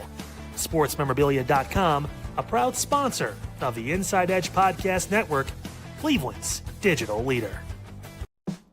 Hey guys, Kyle here from Unfiltered. What a show today. Broke down, obviously, the situation with North Royalton, the officer that's suing the city, the former officer now. Crazy story involving the police department. Also, that plane crash in Akron. Unbelievable situation. Again, feel for the two pilots that lost their lives. The family able to get out of that house safely. Crazy to think about. Hey, on Monday, let's shift a little bit. Are we talking about the Cavs? Are they moving on to the Eastern Conference Finals? What's going on in the local news? You'll find out right here on Unfiltered, 5 o'clock Monday. I will see you then here on the Inside Edge Network.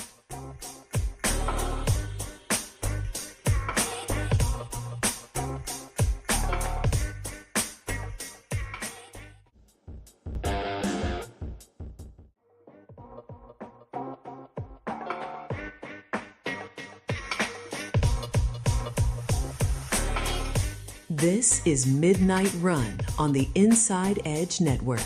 Here's your host, Anthony Alford.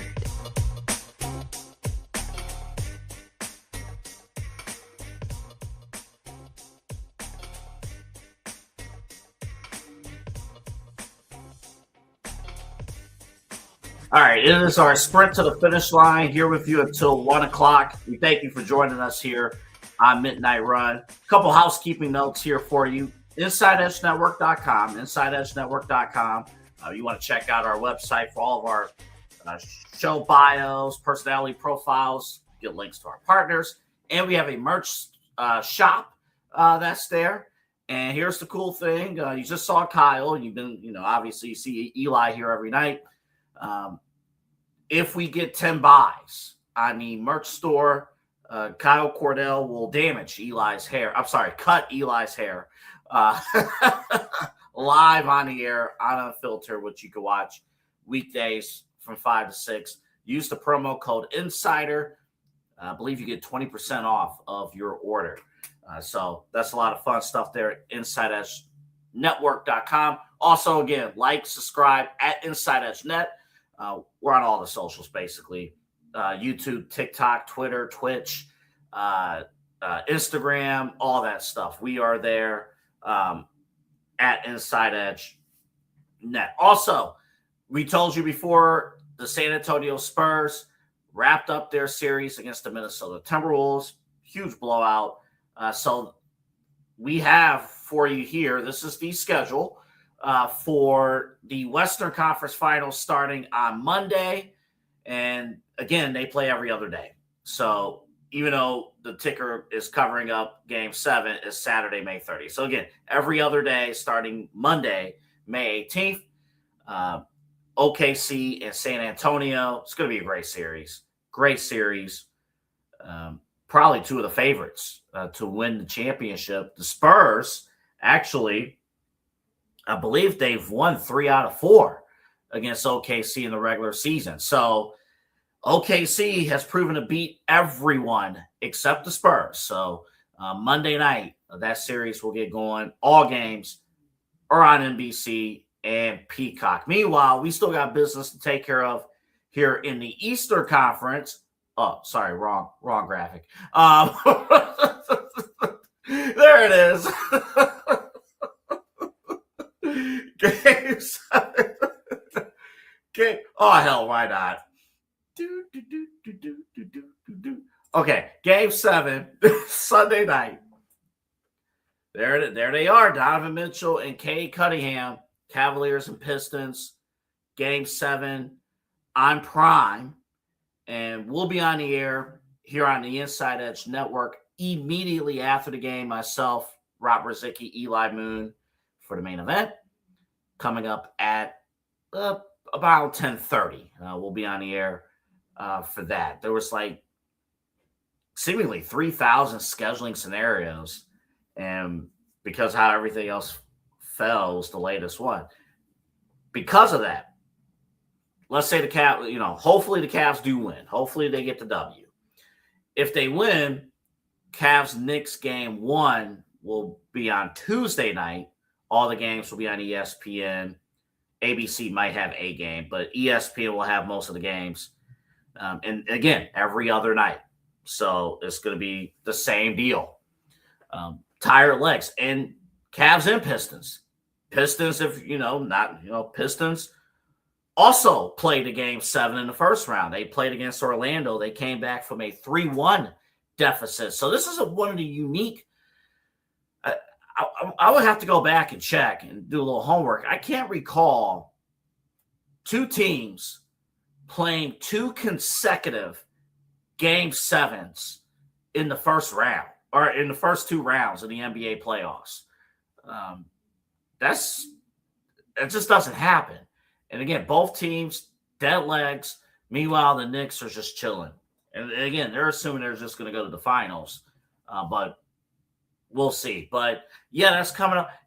And one quick thing, and then I'll get to Mitchell and the pressure thing. Because the game's on Prime, there are some bars who don't have access to the commercial broadcast.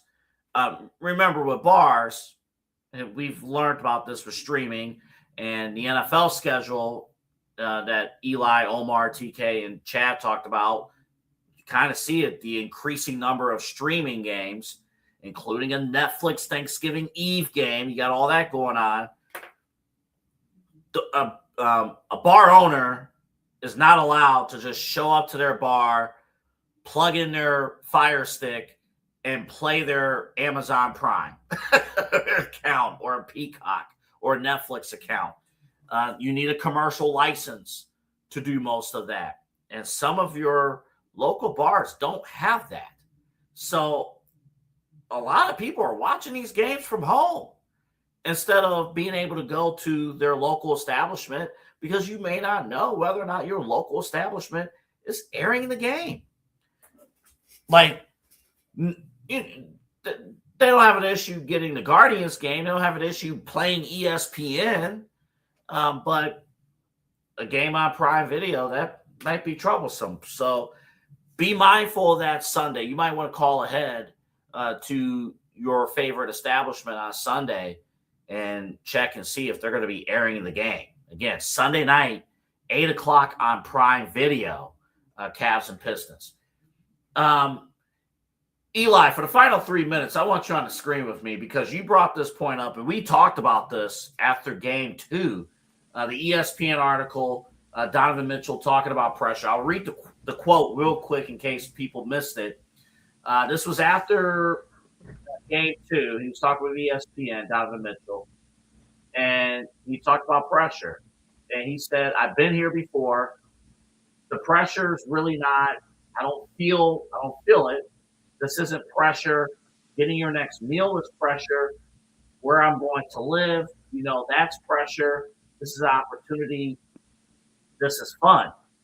And on the base surface, honestly, it's a terrible answer. Like, it's terrible. Mm-hmm. But I'm trying to envision, and honestly, this might be, again, where the mental health aspect of what we do may come into play here.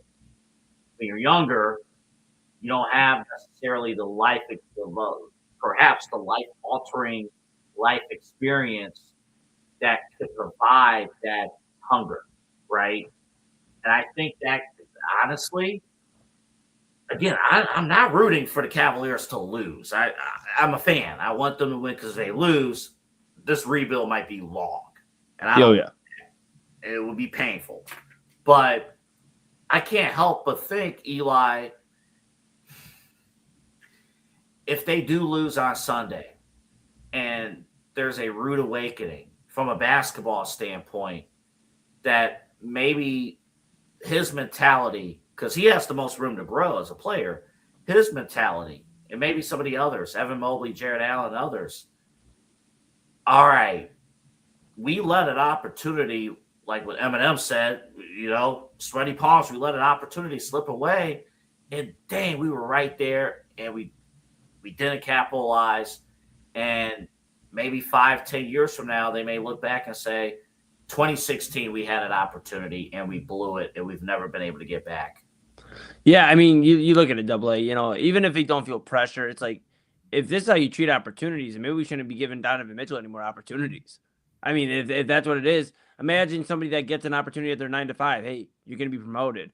Imagine somebody that gets an opportunity to be a parent, gets an opportunity to raise somebody. And those are some really pretty serious things. Imagine somebody that gets an opportunity to buy their first home after not being able to hold down an apartment for years. Imagine somebody that has just gone through it all and what they would do with that opportunity. Imagine somebody that has never got the opportunity to play in the NBA. And I know it's like, well, they're there because they're better than us at basketball. Clearly, that's why we're doing what we're doing. That's why they're doing what they're doing. But imagine somebody that actually got an opportunity to go out there and they told them, hey, you can go win an NBA championship. And it seems like with the modern NBA, and that's probably a discussion we can have throughout the next few weeks or whatever, have you throughout primetime, midnight run, whatever. But I think that's a discussion to have. I love the NBA. I love the players in it. I think there's a lot of great faces of the league.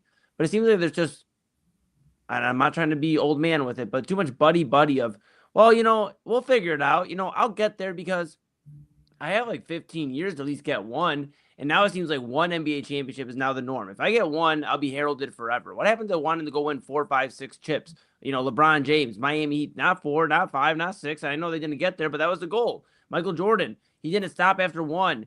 Kobe Bryant didn't stop after 1. So it's like, we're heralding guys like, a guy we talk about all the time coming to Cleveland, Giannis, and I know he's a great player, but he has 1 championship. And we treat him like he's won 5 or 6 NBA championships. You look at... And you're hearing reports, too. And by the way, we didn't forget this. We'll talk about it next week. Yeah. We're hearing reports that he's late to meetings and stuff like that. It ain't cool with me. Yeah. That's not cool with me at all. Yeah, no, I'm glad you brought that up. We're going to talk about it a little bit on prime time as well. Just like, what would you want? Why would you want to bring that here? It's just so much confusion right now for me. I just don't understand. Does Donovan Mitchell want this opportunity or not? Because if not, we'll find somebody that wants the opportunity. I guess we'll have to sit through 23-win basketball again and 19-win basketball seasons, and it'll suck. But if there's anything this front office has proven, they at least can put the core together. Can they get to the championship? That remains to be seen. But this alteration of this core, this iteration, whatever you want to call it, is done. If Sunday night, the final score is whatever, Detroit has one more basket than us, it's over. You might as well take your Donovan Mitchell jersey, try to sell it at the highest point you can, because that is the last time that Cavs jersey will be worn by Donovan Mitchell, more than likely. I know there's a small chance he could come back, but why would you bring back somebody who doesn't feel pressure, doesn't really treat opportunities like they are opportunities, and can't get out of the second round? And he hasn't improved as a player. Yeah, he's still the same scorer. He's still the same scorer. That's what you can tell about Donovan Mitchell. He scores very well, and he's electric and athletic. Okay, that's great. There's a lot of guys that are electric, athletic, and can score pretty well in the NBA that don't win championships. We have seen that formula happen. There's not many scorers in this modern day that are leading an NBA team. You have to be well-rounded. The Kawhi Leonards of the world, I know we give Kawhi a lot of shit, but Kawhi, when he is playing basketball and actually consistently wanting to play basketball, he's one of the best players. Why? Because he brings it on both ends of the floor. It impacts the game many ways. Giannis, we just talked about him. He impacts the game many ways. LeBron James impacts the game many ways. Donovan, well, he can score pretty well and he's athletic and he'll hit a nice dunk. What else can you do for us when you're a liability on defense? You don't pass the ball very well. You have no chemistry right now with any of your teammates. And it takes, to be real with you, I know we're out of time here, but he's taking a step back on offense. He doesn't drive. He doesn't dunk the ball anymore. He settles. Chad Bryant brought up a great point on primetime. He missed the dunk when he had an opportunity. He missed the dunk, went back the other way, gave up a score there, and then missed the layup, missed the floater, back-to-back possessions. Yeah, it looks like, some of his offense is like me playing 2K when I can't get anything to fall. Dribble, step back three, miss it. Now an outlet to the other team, and they're going to go get another basket. And how much longer are we going to keep putting up with that? And then Autumn brought up one of the best points, and it stuck with me the entire playoffs. When Donovan's not able to get going, it almost like he derails the offense because he tries to force himself to get going, so he overcompensates and disrupts the flow of the offense. You almost sit there as a fan. You're just like, you know what? F it. Let James Harden. At least with James Harden, and he settled down with the turnovers. It's not as bad as it was early on. At least with James Harden, it's somewhat stable, and at least we can get somewhere with James Harden running the floor. But James Harden was not brought in to be the number one. He wasn't. But, okay, let me ask you real quick, and we're done. We've been on the air here at the network for we're in month 9 now. Yeah. Sunday. Let's talk about Sunday. Mm-hmm. First of all, every sports fan should watch Real Talk with Papa Moon tomorrow afternoon, 5:00, because you need to get your mental health in order. Yeah. I'm going to be watching because we're going to have to check ourselves before Sunday. Yeah. I'm worried about Sunday. I am extreme. Sunday is. It's going to be bad. Let's hope they win. Please win, Cavs. Because if they lose on Sunday, 9 months in, that show Sunday night, us two and Rob, that will be an utter bloodbath. Yeah. It's going to be rough. It's going to be absolutely rough. It's going to be bad. I think it's going to be bad even if we win, because this team, now you got to stumble into New York. I mean, but obviously the ideal is they win AA. You are correct. Real Talk with Papa Moon Saturday is going to be very good. We have Omar actually from the network sitting down with them, so it'll be a really good episode. And I advise everybody to watch and feel good about your mental health. And that's very important. We don't take that for granted. We want you to make sure you take care of yourself. And I want to remind you, Game 7 is going to be absolutely a roller coaster, whether the Cavs win or not. Don't allow it to completely disrupt your day. I know Double's got the biggest headache in the world right now. Don't let it disrupt your entire day, because here's the reality, guys and girls and everybody out there. The Cavs don't feel pressure. So why should you feel pressure going into your Sunday Game 7, worrying, biting your nails? Oh my goodness, the pizza's late. Oh my goodness. Don't feel pressure. Allow them. It's like this. I've been given a lot of analogies in the dating world recently. Yes, you I have. am the love guru, apparently.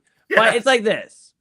If you keep giving the effort, us as fans, we're in a relationship with the Cavaliers. We keep giving effort. We keep reaching out first. Come on, Cavs, you gotta want it. Come on, Cavs, please. You know, we brought a pizza this time. I got my friends over to watch you. And they just keep embarrassing you and keep doing the same stuff and go, look, I'm not really worried about this. I'm just trying to live my free spirit era. I've heard that one before. My free spirit. I'm a free spirit. Well, then they could be a free spirit, but you should be a free spirit too. Don't allow yourself to let them ruin your day. We want them to win, yes. Will they? We don't know. But we do know one thing. Game 7 is going to be a roller coaster. So take care of yourself. At halftime, walk outside in Cleveland. It's going to be a nice day. It's going to be like 70s, in the 70s. Walk outside and breathe, because I'm telling you, if they lose, we'll all breathe it in together. We'll be pissed for a few hours. We will get after it. I promise you. If you've never seen Rob, AA, and I all mad at the same time, it gets a little rough. So make sure you stay locked in here at the Inside Edge Network, Inside Edge Net. It's gonna get rough. But yeah, Saturday and first. This is not going to be, and this is not going to just be on the backdrop of, boy, they played horrible, but it's the Cleveland Browns, so we get it. This should not happen. Yeah. You're the most disappointing team in this modern era of the NBA. Yeah. We're not even talking about the Guardians at that point. Guardians are off the hook for a little bit if the Cavs do this. Guardians, well, nobody's talking about them blowing the wild card series after the 15.5 game comeback. I mean, nobody will be talking about that AA. They will be back in the clear. It'll be everybody in this city will shift their focus to, well, can the Guardians get it done this year? Because they're still playing guards ball. They're going to be competitive. It's the AL Central. The Cavs will become an afterthought. They are playing a dangerous game because, as you see, I'm wearing my Browns jersey. The Browns will always be front and center. This team will always be front and center. We can sit here and dissect why not, why not the Cavs. But this is the reason why. The Cavs have had a really important chance here in the last 10 years. After winning that title in 2016, to really pile it on, put on a few more championships, put it to the point where, well, now the Cavs have 2, 3, 4 championships in this last 10, 11-year run. So now they are in the focal point because they've done it. I've seen it with teams. I've seen it in other cities where a team is overtaking a team. It's taken a lot, but it happens. And the Cavaliers have dropped the ball. They have absolutely dropped the ball and tried to become in front of the spotlight. And, we thought attendance was bad at times. We thought, the team was bad at times. Well, that could become a reality in about, Sunday night, by Monday morning. 48 hours. Dan Gilbert will be in Detroit. He will do his part. He'll bus season ticket holders, get them to Detroit. You got all day to get there.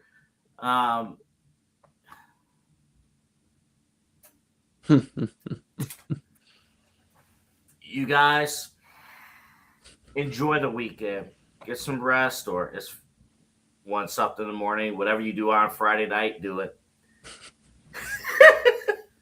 Enjoy your Saturday. Enjoy your Sunday, because they don't play till 8 o'clock. So enjoy your Sunday. Enjoy your weekend.